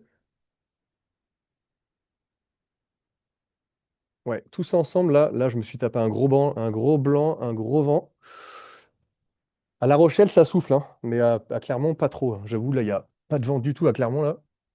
Ah, les critères du JIO sont quasiment les mêmes. En effet, merci Petra, merci Eric, sont quasiment les mêmes que pour Google. C'est la bonne nouvelle. On ne repart pas de zéro. Il y a des choses spécifiques, surtout les données structurées, schéma.org. Et là, vous me dites, Jérôme, attends, là, tu me parles mandarin, là. Je comprends rien, ton truc. Bon, bah, soit vous avez la main sur votre site, soit vous appelez votre web designer, d'accord? Pour mettre en place ce schéma.org spécifique à l'IA, quoi. Ça, c'est un truc spécifique qu'il faut faire. Si vous dit 1000 euros, Nelly, donne-moi 1000 balles et je te le fais, tu te fous de ma gueule? Non, non, non, non. Il y a des plugins, hein. Il y a des plugins qui existent sur WordPress notamment, qui permettent très facilement de mettre en place ce schéma.org, hein, et qui te demande 100 ou 200 euros, why not? OK. Mais s'il te demande 500 ou 1000 balles, mais qu'est-ce que tu te fous de ma gueule ou quoi? Non, non, non, attention, quoi. D'accord? Même pour des campings, même pour des hôtels, même pour des chambres d'hôtes, voilà. Et même pour des gros gîtes hein, parmi vous, quoi. Il n'y a aucun débat là-dessus, il ne faut pas vous faire arnaquer. Autre sujet. Vous me connaissez, un sujet important, sur lequel j'interviens aussi assez régulièrement. Eric était avec moi lors d'un atelier, pour un office de tourisme en Vendée, où j'avais parlé de ce sujet-là, de la distribution, et ça a été demandé aussi par la région. Là, c'est un petit article que j'ai écrit il y a quelques semaines, pour pas dire quelques mois, sur le site eTourisme Info. Bon, je vous ai mis le QR code, je vous recommande de lire ou peut-être relire cet article si vous l'aviez parcouru il y a quelques mois, où j'ai volontairement titré quelque chose d'assez agressif. C'était Est-ce la fin de la vente directe pour des hébergeurs touristiques? Pour vous, évidemment. Bon, tu sais, dans la presse, hein, il faut faire des titres hein, qui marquent, hein. Donc, bon, évidemment, j'ai été un peu agressif, un peu virulent, déstabilisant avec un titre aussi fort que ça, hein. Est-ce la fin de la vente directe? Non, évidemment. Non, si vous suivez c'est déjà ce qu'on a vu depuis ce matin et si vous continuez à suivre, on va vous dire jusqu'à midi. Mais pour beaucoup, c'est compliqué. Depuis, surtout la vente hein, de Cybevasion, vous avez suivi ça comme moi, hein. Depuis que Cybevasion s'est fait racheter par Olidou, là, ça a été un tsunami pour nous, hein, pour le monde des gîtes et des chambres d'eau. Ça a été horrible, horrible, horrible ce qui s'est passé, quoi. Si vous êtes en hôtel, en camping, on n'a pas été impacté, et tant mieux pour vous. Mais les gîtes et chambres d'hôtes qui étaient, pour beaucoup d'entre vous, sur ce site Cybevasion, gîte.fr ou chambre.fr, il s'est fait racheter par Olidou, et là, waouh! C'était notre premier partenaire de vente directe. Il s'est fait bouffer la gueule par une méga plateforme qui vous prend 25% de commission. On rigole plus, quoi, hein. Donc là, il faut trouver des subterfuges pour continuer à essayer de faire vente directe, etc., etc. Alors, bon, ce qu'il faut surtout pas faire, c'est ça. Je l'avais montré justement et je l'utilise souvent lors de mes ateliers. Donc, Eric, tu dois t'en souvenir. C'est ce que nous a fait la villa de Locmiquel. Bon, j'ai pris nos voisins bretons, hein. Bon, qu'on adore hein, ou qu'on déteste, hein, parce que c'est vrai qu'en termes de notoriété, la marque Bretagne, il faut l'avouer, est peut-être un peu plus forte que la Loire, la Pays de la Loire en termes de marque, hein. Faut être honnête. Ah, il y a une grosse marque, grosse force hein, au niveau de la région Bretagne qu'on n'a pas forcément nous à l'échelle de notre région hein, et je nous flagelle pas, mais c'est juste être un peu factuel. Mais là, là franchement, Villa-Doc-Michel, qu'est-ce qu'elle m'a foutu quoi. Vous connaissez l'interface là? On est sur quel site là? On est sur quel site internet? Bon, qui est beaucoup une application hein, mobile. Ouais, Instagram, hein, nous dit Flavie, bien joué. Hein. En effet, on est sur Insta. Et là, mais vous comprenez ou pas la logique de cette propriétaire? J'ai rien contre elle, hein. Vous avez 40 métiers, elle a peut-être pas été bien formée, etc. Mais elle nous met déjà des QR codes sur un post Instagram. Euh, ouais. Là, il y a un problème, là. Il y a un problème. C'est-à-dire que Instagram, les amis, hein, je regarde ça depuis mon téléphone. Et donc, depuis mon téléphone, qui est mon outil normalement pour scanner un QR code, je vais devoir scanner un QR code avec mon téléphone qui affiche un QR code. Waouh! Bon, déjà, là, il y a un gros bug. Il y a un gros bug de format, de forme, de compréhension du truc. Là, elle n'a pas tout pigé, hein, c'est le propriétaire, c'est clair. Mais après, qu'est-ce qu'elle me fait? Pourquoi je suis un peu malade? Pourquoi j'aime pas là? Elle me met quoi là? Bah, elle m'a mis Airbnb, quoi. Elle m'a mis Abritel, elle m'a mis Booking, elle a mis Gîtes-de-France. Et puis après, en bas à droite, hein, là où personne ne regarde, elle a mis son propre site, quoi.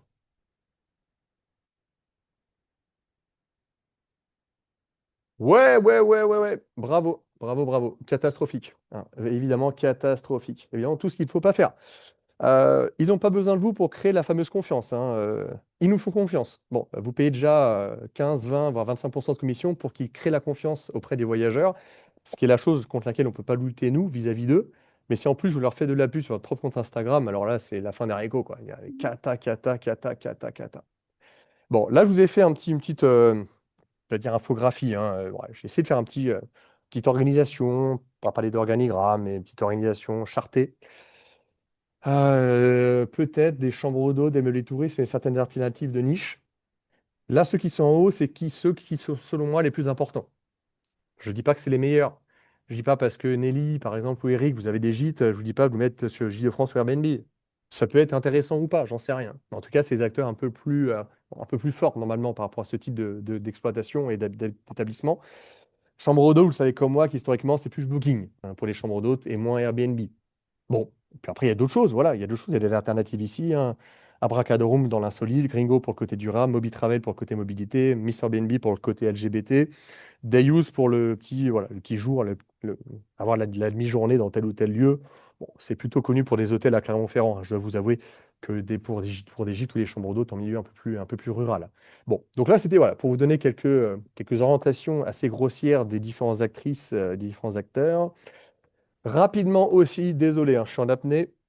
Parce qu'après, il y a donc Marine qui va bientôt arriver. Et puis, allez, ouais, dans même pas 10 minutes, enfin, je lui laisse la parole. J'ai encore peut-être des petites choses à vous dire. Mais je suis pas trop mal. Bon, grosso modo, c'est le Big Three, quoi. Hein. C'est le Big Three. Là, on a les gros, quoi. On a les trois gros leaders. Booking, plutôt chambre d'hôte, je répète, même s'il a bouffé aussi les meublés de tourisme. Airbnb, bah, quasi principalement, exclusivement meublés de tourisme. Meublé, ils essaient les hôtels et chambres d'hôtes, mais bon, surtout les meublés touristes qui fonctionnent sur Airbnb. Expedia Group, on ne sait plus trop quoi. C'était Abritel, Hotel.com, VRBO, bon, bref, tout ça. Alors, je vous donne quelques chiffres rapides. Évidemment, par rapport à ce qu'on a annoncé dans le quiz introductif, hein, on comprend que eux, pour le coup, ils connaissent pas la crise.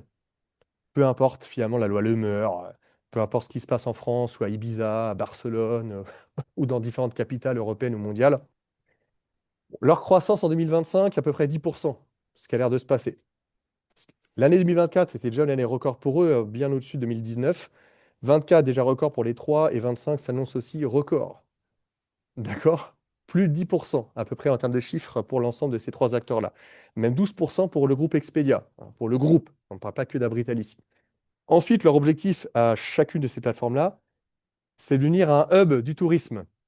Vous le savez comme moi, c'est pas que de vendre de l'hospitality, de l'hébergement, mais du transport, de l'entertainment, de l'expérience, activité de loisirs et de la restauration. C'est leur but. D'accord? Voilà. À dose d'IA nécessairement, vous le savez comme moi. C'est pour ça que je suis un petit peu inquiet si vous ne prenez pas le taureau par les cornes sur l'IA. C'est qu'en ce moment, hein, au moment où je vous parle, ces trois acteurs-là, vous le savez comme moi, signent des deals avec ChatGPT, avec OpenAI, pour vous bouffer la gueule dans les prochaines années, quoi. Hein, pour être aussi visibles qu'ils le sont sur Google, mais sur l'IA, quoi. Toujours avant vous. je suis désolé, hein, mais je suis cash, hein, vous me connaissez, hein, je suis pas, voilà, il n'y a pas de langue de bois avec moi, quoi. Donc, aujourd'hui, c'est clair que les trois, on le vend en poupe, les trois mis sur l'IA à mort. Booking plutôt chambre d'hôte, Airbnb plutôt meublé tourisme et Expedia Group, même si semble-t-il, ils reviennent un peu sur devant de la scène. euh, moi, je suis cash avec vous, hein, et je ne me fais pas que des amis chez Expedia, mais j'ai une formule que certains connaissent, hein. Je dis toujours que 10 fois plus d'emmerdes avec Expedia et 10 fois moins de réservations que Booking. Je suis très méchant, d'accord, mais pour moi, Expedia, dont Abritel, c'est 10 fois plus d'emmerdes que Booking pour 10 fois moins de résa. Mes centaines de clients que j'ai depuis des années me le disent tout le temps, même cet été ou même il y a encore en fin de semaine dernière. Expedia, Jérôme, franchement, c'est une cata. J'ai une réservation tout l'été avec Expedia seulement. Pourtant, sur Airbnb, j'en ai eu 12 et Booking, j'en ai eu 25, à titre voilà, d'exemple. Bon, bref. Mais voilà, les trois sont dans cette même dimension d'être des hubs touristiques, tout mettre dans le tourisme, pas que l'hébergement, et investissent à mort dans l'IA. Et tous, ils sont à 10% de chiffre d'affaires en plus à peu près en 2025. Ensuite, ensuite là aussi,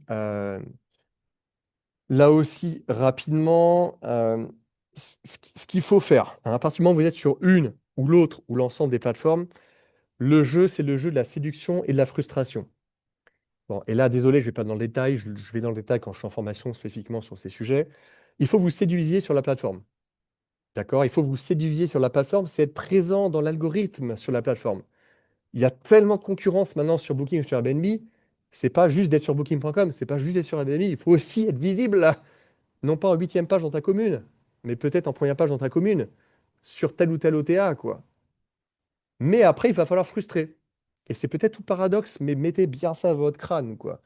Il faut que tu séduises en étant visible sur la plateforme en même temps que tu frustres. En ayant peut-être un plus beau texte sur ton site internet. Ceux qui sont sur Booking, vous êtes d'accord avec moi que ça ne sera pas difficile, hein. Les textes sont pondus par l'IA sur Booking, ils sont catastrophiques. Donc Angélique, Camille, Caroline, Eric, etc. Voilà. Utilisez votre plus belle plume. Travaillez-moi un beau texte. Pourquoi ce projet, quelles sont vos valeurs, votre vision, etc., etc. Hein. Mettez-moi les plus belles photos sur votre site, sans mettre des pourris sur les agences de voyage en ligne, mais mettez les plus belles photos sur votre site, les plus nombreuses photos aussi sur votre site, les plus récentes sur votre site. Et le prix, évidemment, vous avez compris, quoi. Moins cher, moins cher, moins cher en direct. Est-ce que c'est 5%? Est-ce que c'est 10%? Est-ce que c'est 20%? Moins cher, moins cher, moins cher en direct. La carotte, la carotte, la carotte. C'est le plus gros rempart, c'est ça. Le fait qu'un client sur deux essaie de vous retrouver en direct, c'est que vous êtes moins cher. Si vous êtes le même prix, voire plus cher, c'est mort. Vous aurez 90%, 100% de vos ventes par Airbnb ou Booking ou Expedia, quoi. D'accord? Et puis après, c'est des offres spéciales en direct, pas sur la plateforme. C'est mettre toutes vos dispos en direct, pas toutes vos dispos en plein été sur les plateformes. C'est du bon sens, d'accord? Mais je préfère vous le rappeler. Autre point important, sans surprise, par rapport à votre gestion, tout ça, c'est avoir le bon outil. Bon, avoir le bon outil, c'est évidemment avoir un moteur de réservation avec un channel manager si vous êtes connecté à des agences de voyage en ligne. À part la personne ou la personne parmi vous qui a un seul gîte et qui a un mi-temps ou un quart-temps pour le gérer, ce qui n'est pas mon cas. Voilà, moi, clairement, avec Guest Stratégie, je suis à 90 heures par semaine en ce moment, donc je ne peux pas gérer mon exploitation, c'est sûr. Euh, à part ceux qui ont un carton, un mi-temps, qui ont un seul gîte, ils peuvent avoir qu'un moteur de résa et pas forcément le channel. Sinon, l'ensemble d'entre vous, aujourd'hui, par rapport à ce qu'on voit depuis ce matin, il faut évidemment avoir le moteur et le channel. Ce qui veut dire sur iResa, la plateforme régionale, avoir iResa avec le bonus qu'on voit ici, Evivo, quoi. D'accord? Évidemment, je suis en mode réclame, évidemment. Parce que c'est votre région encore vous accompagne sur ces sujets, peut financer ce type d'outils, et qu'aujourd'hui, certes, il y a d'autres outils, hein. On parle d'Amenities, on parle d'Eloa, etc.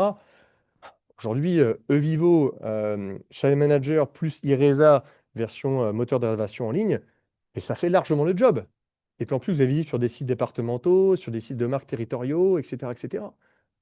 D'accord? Évidemment, c'est imparfait, ok? Oui, bah oui, oui, c'est imparfait. Il y a des trucs qui ne fonctionnent pas toujours, il y a des bugs de. Ouais, mais même chez les autres, il y aura des bugs, d'accord? Pensez pas que l'herbe est plus verte ailleurs, les amis. Si vous êtes frustré de Vivo et de iResa, testez avant de basculer ailleurs, quoi. D'accord? Et là, c'est un exemple, hein, d'un propriétaire que je connais, que je salue, la Forcerie du Châtelet, dans le Maine-et-Loire, hein, dans l'Anjou bleu exactement. Voilà, qui a en effet iResa sur son site, et ça fonctionne très bien, quoi. Il n'y a pas de débat. Ah oui, mais j'aime pas les couleurs, le bouton, la typo. Pff, Ah oui, le nombre de nuits, c'est pas terrible. Attendez, arrêtez de pinailler, quoi. Soit vous avez des moyens pour investir dans un autre outil sans que ça soit financé aujourd'hui par la région, et vous prenez le risque de partir, soit vous embêtez pas, prenez l'outil avec ou sans Evivo, quoi. C'est clair. Pour moi, il n'y a aucun sujet là-dessus, quoi. Ensuite, ensuite. Je regarde, ouais, ça va, il me reste deux slides, il est 44. Je respire, moi, j'ai ramené un rhum, là. J'étais à l'île de la Réunion, là. Donc j'ai ramené un petit rhum. Donc, ça, faut pas le dire. Attends. Oh. Ah ouais, non. Oh, il est à 45 degrés, là. C'est. Wow, ouais, non, c'est violent, là. Bon, allez, je pousse encore un tout petit peu vos ressources. J'insiste encore une fois, rassurons-nous tout de suite, il y aura les supports. On est enregistré, d'accord? Vous aurez bientôt la vidéo si besoin, parce que j'ai parlé très très vite et je m'en excuse. C'est l'exercice, hein, évidemment, qui veut ça. J'essaie toujours de vous donner beaucoup de matière dans un laps de temps très court. Et puis après, vous aurez encore une fois le PDF, hein, tranquillement aussi, pour réviser directement depuis votre exploitation. Alors, les achats. Alors, les achats, c'est un vrai sujet. Certes, vous n'êtes pas Holiday Inn, hein, centre-ville de Clermont-Ferrand, là où j'ai pu dormir très peu cette nuit, où ils ont un volume important, voilà, de plein de choses, hein, de ces bouteilles d'eau là qu'ils proposent dans les chambres, de ces superbes tasses à café, hein, absolument dégueulasses, du papier toilette, bon bref, de tout quoi, de tout, au petit déjeuner, de plein de trucs en briques, tu sais, les fameux œufs brouillés là. Tu sais que ils ont vidé déjà préfabriqué, un truc horrible, t'as envie de vomir quand t'en manges un. Bref, vive les chambres d'hôtes, hein. Vive les chambres d'hôtes, les amis, hein. Moi, voilà, j'ai du mal dans ce genre d'établissement, mais désolé. Donc, c'est pas que les hôtels, hein, ou les grosses structures qui doivent avoir une politique, pour moi, de gestion des achats à minimum carré, à minimum cadré, à minimum professionnel. Même le petit gîte, même la petite chambre d'hôte, d'accord? C'est quelque chose qui se travaille. Là, je vous donne quelques conseils rapides. Il faut que vous ayez en effet une shortlist peut-être de 5 à 12 fournisseurs fiables. J'aurais pu mettre 10, j'aurais mis 12 parce que j'ai voulu que ça fasse un petit chiffre différent. Euh, Ayez votre shortlist de personnes de confiance fiables, de préférence à l'échelle territoriale, surtout sur les achats récurrents, pour une question de gain de temps, de gestion des stocks et sur votre image de marque, évidemment. Tu sais, tu as plein de trucs sur Internet, hein, Hôtel Megastore, voilà, tu as plein de trucs, hein. Je critique pas, il faut arbitrer entre le coût, la proximité géographique, le Made in France, etc. Je vous fais pas de procès, d'accord? On ne peut pas faire toujours ce qu'on veut. Mais sur certaines choses un peu impactantes, comme les notions de petit-déj, produits d'accueil, artisanat et déco, je pense que là, il faut quand même prioriser des achats plutôt locaux, hein, plutôt de l'artisanat, plutôt valoriser votre territoire, votre patrimoine, quoi. Bon, ça me paraît une évidence quand on est en gîte en chambre d'hôte, mais aujourd'hui, hein, quand on parle d'Airbnb, vous voyez ce que je veux dire. C'est surtout du Ikea, hein, des trucs complètement préfabriqués qu'on trouve bien souvent, quoi, hein, avec les boîtes à clés, bon, etc., etc. Donc, c'est aussi votre différenciation, vous jouez là-dessus. Ensuite, tout de même. Ah, ne dites pas, Jérôme, moi, j'utilise que 70 gels douche par an ou je commande que 130 croissants par an. Mais c'est déjà plus que le consommateur lambda pour un artisan de votre département, de votre localité. Donc n'hésitez pas, d'accord? N'hésitez pas, faites-vous violence par rapport à ça, mais vous êtes humain, tout peut s'entendre. N'hésitez pas à discuter, pour pas dire négocier, si pour vous c'est un gros mot, mais n'hésitez pas à discuter avec vos partenaires, d'accord? Pour peut-être faire valoir une certaine remise, peut-être une facilité de paiement fin de mois, peut-être des prix gelés, peut-être tester avec eux des produits, peut-être avoir un SAV plus performant. Pour moi, c'est du bon sens, c'est évident qu'il faut que vous discutiez pour pas dire négocier. Mais ça, vous faites un complexe, quoi. Ah bah non, Jérôme, moi j'ai un tout petit volume, tu te rends compte? Mais attends, vu le contexte de merde dans lequel on va évoluer dans les prochaines années, d'un point de vue économique, il n'y a pas de petite économie, il n'y a pas de petit partenariat, quoi. Pour vous comme pour votre partenaire, quoi. Comme pour l'artisan. Et un mini stock, évidemment, tampon intelligent. Bon, bah, soyez jamais en carafe, hein, de gel douche, hein, de papier toilette, hein, c'est du bon sens, hein, voilà, de petites confitures locales, etc., etc. Suivez vos dépenses. Un minimum, je pense que c'est important, là aussi. On n'est pas expert comptable, vous n'êtes pas contrôleur de gestion, c'est pas le sujet. Même si vous n'êtes pas que en société, c'est pas le problème, encore une fois. Mais ah oui, ok, je regarde bien mes dépenses pour stabiliser mes coûts, voir si je peux faire des économies. Ça me paraît être indispensable ici. Et dernière chose, hein, idéalement, j'entendais hier à la radio, bon, j'ai fait un La Rochelle, Clermont-Ferrand en voiture, je vous raconte pas, je suis passé par la Creuse.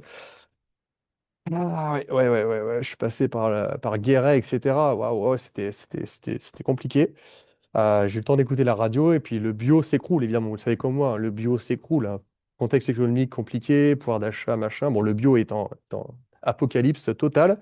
Néanmoins, il faut toujours continuer, hein, tant bien que mal, de miser quand même sur un petit peu de politique RSE, quoi. Hein, donc, si vos artisans locaux ont ça en plus, ça fait une cohérence justement par rapport aux engagements éventuels et puis ça fait un petit argument aussi marketing à la clé. Je pense à des producteurs, moi, de gel douche que je dis avec certains de mes clients, qui sont des producteurs français basés à Annecy et qui sont voilà, dans un côté éco-certifié, made in France. Bon, c'est toujours les choses qui peuvent être intéressantes. Dernier élément, Marine, tu es dans les parages ou pas là? Marine Oui, je suis Raymond, là. tu es là? Ok, bon, désolé, hein, mais ça va aller. Je- Non, non, mais Encore une ça va. phrase et puis après je me tais et T'inquiète. on déroule tous les deux. Alors, bon, je me tais, on a nos indicateurs ici là. D'accord? On a nos indicateurs, vous les voyez ici, je vous le disais, je le répète. N'ayez pas 50 indicateurs, vous en avez un, deux, trois. On va voir ce que Marie nous dira par rapport à son exploitation.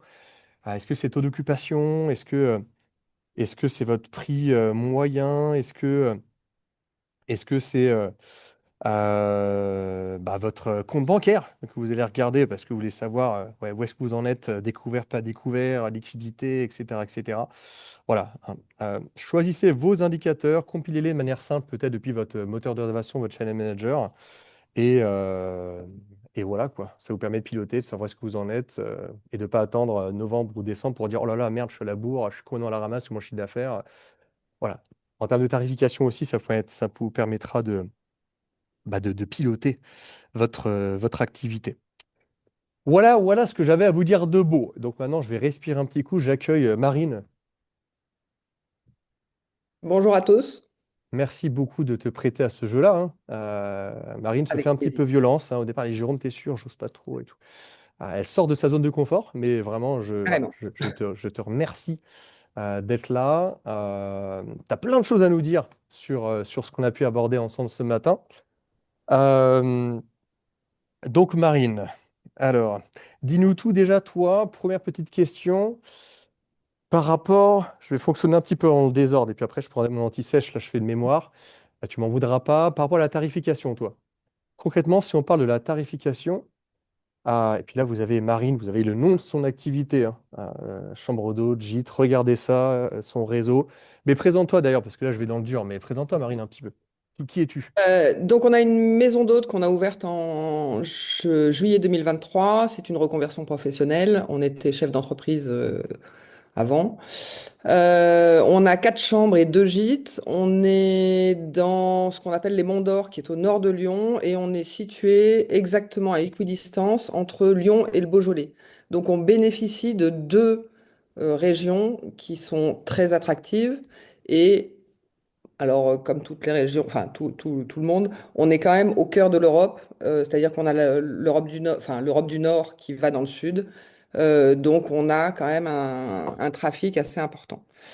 Donc voilà, et on a un gîte qui est transformable en salle de séminaire, et donc on s'adresse aussi à une clientèle de pro par les séminaires et pro avec tous les commerciaux, enfin commerciaux, directeurs commerciaux, enfin peu importe, tous les gens qui sont sur la route, comme toi, Jérôme, et qui cherchent un hébergement pour une nuit, voilà. Donc on a à la fois des gens en vacances, des réunions de famille et du pro sur différents aspects. On est plutôt moyen haut de gamme. Donc voilà, et on fait partie d'un réseau qui s'appelle Guest House, qui est un réseau de chambres d'hôtes de charme, plutôt haut de gamme, qui nous permet d'avoir une visibilité sur la France entière en fait. Parfait. Donc n'hésitez pas, en effet, je vous ai pas mis le QR code, mais allez sur votre téléphone ou votre ordinateur, allez googler ou ChatGPT Marine, son établissement, le réseau Guest House. Je vous ai mis aussi une petite icône Instagram parce que sa page Insta est sympathique. Voilà, n'hésitez pas. Et puis maintenant, on va lui laisser la parole. Donc première question, chère Marine, comment construis-tu aujourd'hui ta tarification, toi? En quoi les évolutions du marché par rapport à ce que j'ai évoqué, voilà, comment tu pilotes ta tarification? Tu la changes régulièrement, une fois par semaine, une fois par mois, jamais? Enfin voilà, dis-nous tout.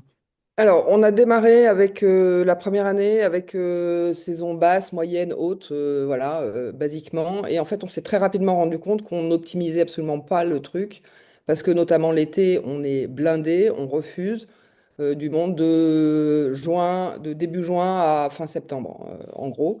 Et du coup, très rapidement, je me suis mis à changer assez régulièrement la tarification. D'abord en anticipant à 3, 4, 5 mois.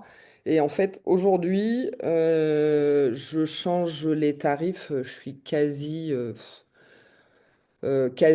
tous les 15 jours, un mois. Je vérifie par rapport à ce qui se passe autour de moi, par rapport aux événements professionnels, culturels, sportifs.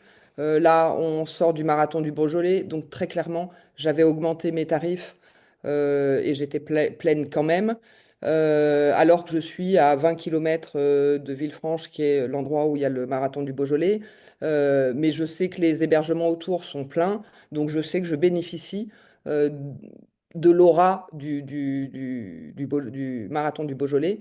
Donc maintenant, enfin, c'est quasi, ouais, enfin, tous les 15 jours, tous les mois, je réajuste mes prix. Sachant que j'avais demandé, alors moi je suis sur Reservit, j'avais demandé à mon channel manager qui a un outil de pricing de l'intégrer.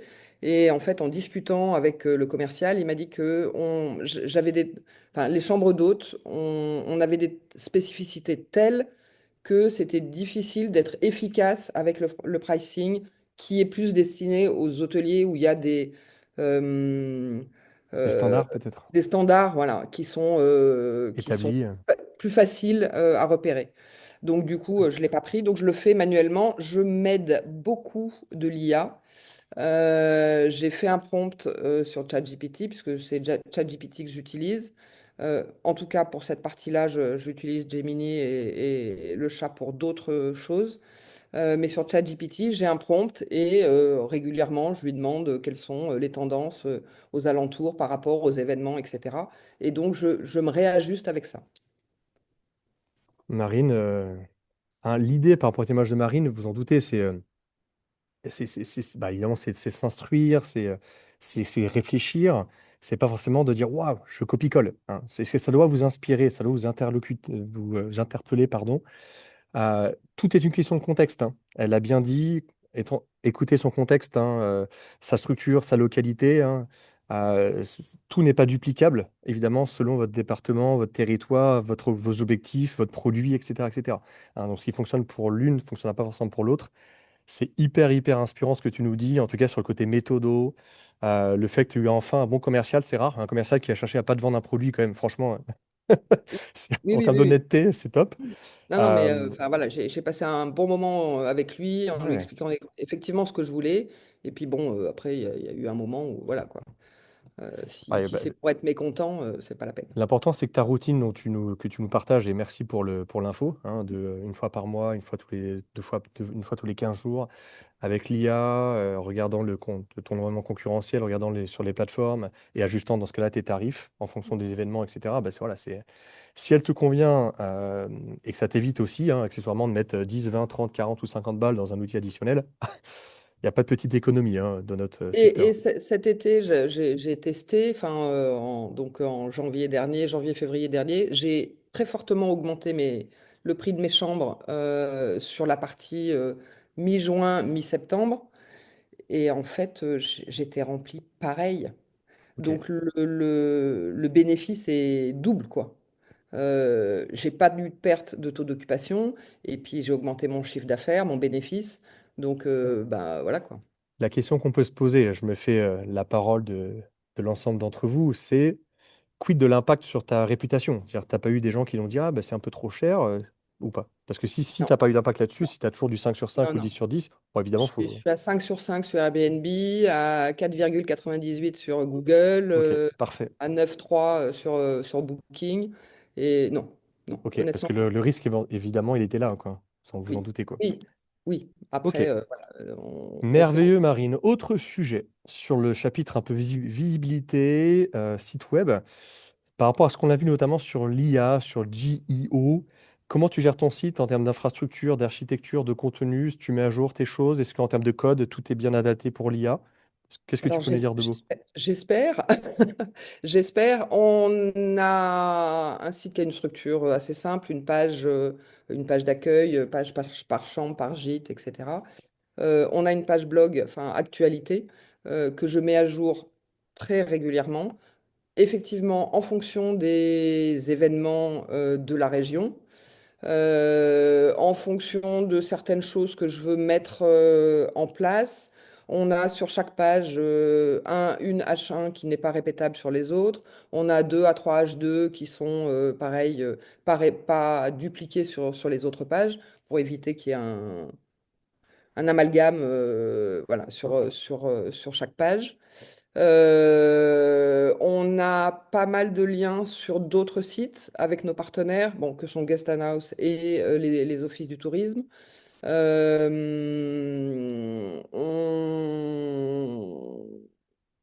Alors, j'ai quand même des axes d'amélioration que sont, parce que aujourd'hui avec les GEO, que sont les titres des photos qu'il faut que j'améliore parce que visiblement c'est important pour l'IA.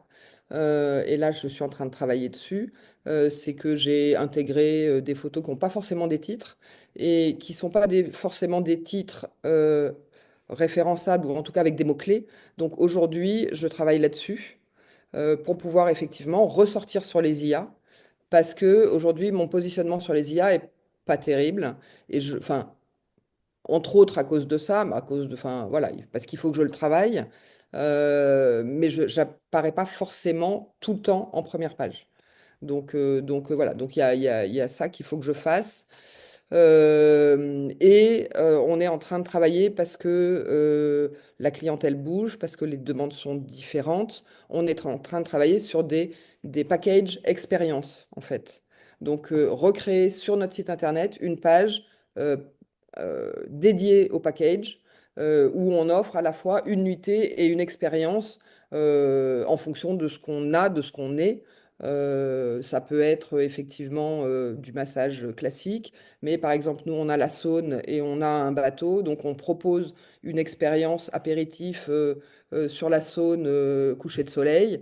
Donc ça, c'est un package qu'on va faire. Et c'est euh, dans le package expérience, c'est hyper recherché et par les clients et par les IA. Marine, je te relance pas tellement que c'est passionnant et on boit en effet tes paroles. Merci vraiment beaucoup de tous ces partages-là, tes pistes d'amélioration aussi que tu nous as transmises, ce que tu as déjà fait, l'importance d'avoir une page, une rubrique un peu blog où tu mets de l'actualité, revoir tes balises. Bon, vous avez vu que j'ai fait exprès de faire venir Marine parce que je savais qu'elle avait des choses à vous dire. Voilà, parce que sans être une référente, hein, voilà, elle a quand même mis en place des choses qui sont assez évoluées et clairement inspirantes, je pense, pour aussi vos structures hein, respectives. Autre sujet, il est midi, hein, 2, c'est pas grave, en tout cas pour moi, on a encore quelques minutes hein, à passer ensemble. Je me ferai tirer les oreilles par le directeur du tourisme, mais ça c'est mon petit problème, pas le vôtre. Mais franchement, là, j'ai envie qu'on continue avec Marine à l'écouter. Maintenant, on a vu en toute introduction, pendant notre fameux quiz, que grosso modo, il y avait à peu près un tiers des réservations uniquement, exclusivement, malheureusement, très peu, hein, qui passaient en direct à l'échelle internationale pour les meublés de tourisme. Bon, et on a dit que de toute façon, le voyageur entre meublé, chambre d'hôte, hôtel, bon, il fait parfois peu hein, la différence. Toi, est-ce que tu connais à peu près ton ratio de vente directe indirect et ensuite comment tu gères tes OTA finalement? Comment tu gères, tu es sur quelle plateforme, comment tu bosses avec eux? Alors, on a la chance de n'avoir que 35% via les OTA, le reste est en direct. Bon, on a On compris que ça tombait pas du ciel, hein, c'est que tu as bossé derrière, quoi. Non, oui, alors le référencement du site, après sur les OTA, je me débrouille toujours pour arriver à quand même mettre très en avant le nom La Maison des Monts d'Or. Donc les gens, les clients qui veulent viennent nous chercher en direct. Alors on est sur Booking, Airbnb, Groupe Expedia, donc Abritel, Expedia, Gringo. On a un gîte qui est sur Gringo. Donc on est sur les grosses. On était effectivement sur Cybevasion A+. parce que là, moi, je refuse. Olidou, c'est trop. T'as un gîte chez Gîtes de France aussi, tu me disais, hein? Et oui, j'ai un des gîtes qui est sur Gîtes de France. Alors, ça a été un gros dilemme, mais c'est une entrée énorme. C'est un mot-clé qui est quand même assez souvent voilà, demandé. Donc, ça nous apporte du trafic, en direct ou pas, ça dépend. C'est assez variable. Donc, voilà, donc on est sur ces plateformes-là. Sur les plateformes, je suis grosso modo entre 10 et 25% plus cher en fonction de leur commission. Sachant que, alors sur Booking, c'est le plus compliqué à gérer parce que, alors sur les autres OTA, je ne fais partie d'aucun programme partenaire. Par contre, sur Booking, pour apparaître en tête, on fait partie, on est Genius. Et du coup, je suis obligée d'augmenter pas mal par rapport à mon site pour pouvoir avoir un tarif qui reste quand même encore au-dessus de mon site. Parce que sinon, sinon les gens ils passent par Booking, quoi. S'ils sont moins chers sur Booking, forcément. J'ai vraiment une politique tarifaire qui est en fonction des OTA, j'augmente de la commission plus un petit peu, parce que voilà, j'estime que c'est moi qui fais le travail et pas eux. Donc si les clients ils passent par les OTA, ben voilà, ils payent plus cher. Mais par contre, ça m'apporte de la visibilité et c'est indispensable. Je ne peux pas me passer d'eux. Je pense qu'on C'est est pas tous, possible. on est tous OK là-dessus et vraiment ce que tu nous transmets, je pense que dans le cerveau de chacune chacun, ça impacte quoi là. C'est notamment sur le côté Genius, c'est intéressant ce que tu nous dis là. Ton pilotage où tu t'adaptes finalement par structure en termes de tarifs, de commission, le fait que tu réussis à avoir quand même plus de 2 tiers de réseau en direct, avec un produit évidemment, on a compris qui tient la route, hein. Ton offre est quand même relativement différenciante, il n'y en a pas beaucoup non plus, comme toi à l'échelle de ton territoire. C'est ce qui est toujours le secret hein, qu'on a vu en tout début de séance. Ah, j'adore, j'adore, j'adore. Putain, on pourrait passer la journée ensemble. Autre thème, donc gestion des achats fournisseurs, avec ma méthode là, que je partageais rapidement sur la fin sur les fournisseurs un peu premium local. Là aussi, concrètement, le linge, petit déjeuner, produits d'accueil, tu gères comment? Je Tu suis passes par des très, gros, tu très passes local, local? très artisanal. Alors, le linge du Made in France, tout ce qui est petit-déj. Alors, pour les séminaires, je fais à manger aussi. C'est tout du local. On a la chance d'avoir des producteurs locaux qui sont à 5 km de la maison. On a du légume, du fromage, de la viande, on a tout. Donc c'est vrai que je me fournis essentiellement là-dessus. Je ne le mets pas assez en avant, et ça c'est aussi un axe d'amélioration. Je ne le mets pas assez en avant et sur mon site et sur mes offres. Mais voilà, on est en train de retravailler dessus. On profite de la saison un peu plus calme. Produits de gel douche, etc. Alors, c'est pas local, mais c'est à Avignon, d'une petite productrice qui me fait des gels douche, du shampoing. Il y en a pas ailleurs, donc voilà. Donc vraiment, on essaye d'être très, très local.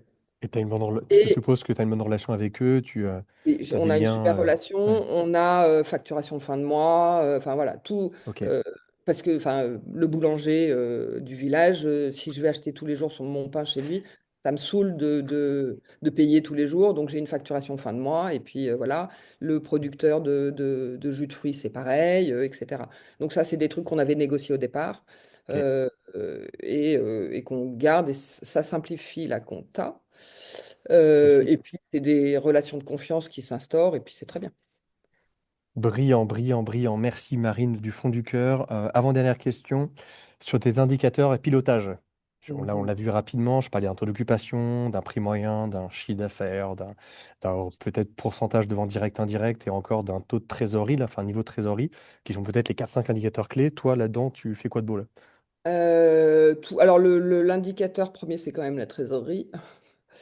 Les chiffres, c'est le nerf de la guerre. C'est tous les mois, on voit par rapport à nos taux d'occupation, par rapport au chiffre d'affaires mensuel de l'année précédente, de N-1, N-2, et on essaye de suivre. Et il faut que en fin d'année, effectivement, on ait de la trésorerie. Alors, nous, on ferme un mois en janvier, donc il faut que en fin d'année, on ait de la trésorerie pour compenser janvier, février, mars, qui sont pas des mois fabuleux, mais voilà. Mais donc, toute l'année, on vérifie on ait la trésorerie qui va avec, le taux d'occupation hyper important, qu'il faut qu'il soit stable et même plutôt en progression. Donc ça, c'est des chiffres qu'on suit. Enfin, j'ai un tableau et qu'on suit mensuellement en fait. Ok, ok, ok. Voilà, pour ajuster les achats, pour ajuster. J'ai deux femmes de ménage, donc pour ajuster, et puis voilà. Donc, mais ça, c'est mensuel. Enfin, si Ouais, c'est pas alors, journalier d'ailleurs. l'idée des indicateurs, vous l'avez bien compris, hein, et je pense, vous êtes en phase avec moi, c'est faut pas en avoir beaucoup, il faut mieux en avoir très peu, mais qui sont pas au fond du placard, quoi, qui servent à quelque chose, sur un rythme mensuel, au pire trimestriel, mais voilà. C'est ma conviction, c'est partagé par Marine, et moi, c'est ce que j'applique aussi au niveau de ma petite entreprise. Dernière question, avant que je me fasse quand même vraiment déchirer par le physiotourisme, c'est la question bonus. Question bonus marine. Si tu devais donner un seul conseil à tous nos Euh, chers propriétaires de la région Pays de la Loire, c'est quoi pour 2026? les chiffres, une mise à jour perpétuelle. Enfin, il faut en permanence être à jour de toutes les tendances parce que je pense plus aujourd'hui qu'il y a 5-10 ans. Ça change tout le temps, en fait. La clientèle évolue avec la venue de l'IA, enfin de toute l'importance du web en général. Il faut être à jour en permanence de toutes les tendances, de tout ce qui se passe, aussi bien nationalement qu'internationalement. Moi, je suis abonné à ta newsletter. Merci. Voilà, je m'informe sur plein d'autres supports. Et puis, il faut se réinventer, en fait. Il faut se réinventer en permanence. Il ne faut pas se dire ce qui marche maintenant, bah, c'est ce qui marchera dans 3 mois.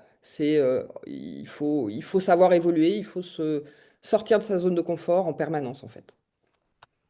Tu l'as Voilà, brillamment fait, Marine, en plus avec nous ce matin, merci. en acceptant mon invitation, en sortant de ta zone de confort pour être face à nous toutes et tous. Et tu as été honnêtement brillante. C'était limpide, fluide, hyper instructif, hein, sincèrement. J'espère que vous avez apprécié parce que c'était très, très qualitatif, vraiment, ce que tu nous as transmis là. Et bravo.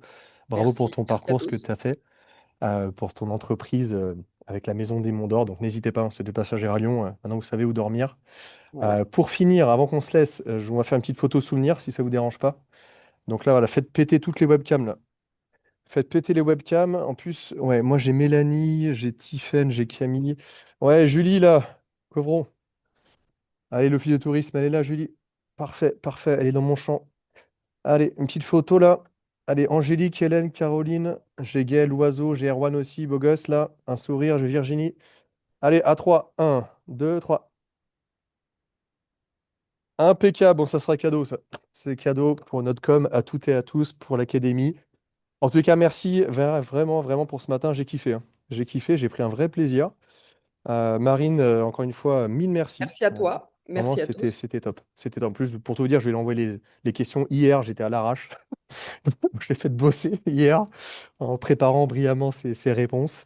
Donc voilà, j'espère vraiment que ça vous a plu ce matin, toutes et tous ensemble. Vous aurez le support, je répète, vous aurez la visio aussi sur le site de l'Académie. Et puis je vous dis à bientôt, à très très très bientôt, j'espère, hein, en Anjou, voilà, dans Vendée, en Mayenne, en Sarthe ou ailleurs. Voilà, Loire-Atlantique, enfin bon, bref, dans les différents départements de notre belle région. Et puis le meilleur pour la suite, voilà. Belle fête de fin d'année, en famille, j'espère. Et puis rendez-vous au plus vite, fin du mois, l'année prochaine. Voilà, je vous fais aussi un cœur, tiens. J'aime bien ça, moi, sur Zoom, voilà, un petit cœur, là. Voilà, allez, des cœurs qui s'envolent. Allez, tchuss, à bientôt. Prenez soin de vous, Merci. bossez bien. Ciao, ciao. Bye bye et ciao. Ciao Anne-Sophie. Salut Bye Jérôme, bye. merci beaucoup pour tout. À Avec bientôt, au plaisir. revoir. À bientôt à tout le monde. Bye bye. Ciao. Merci à tous. Au revoir. Merci Marine. Ciao, ciao.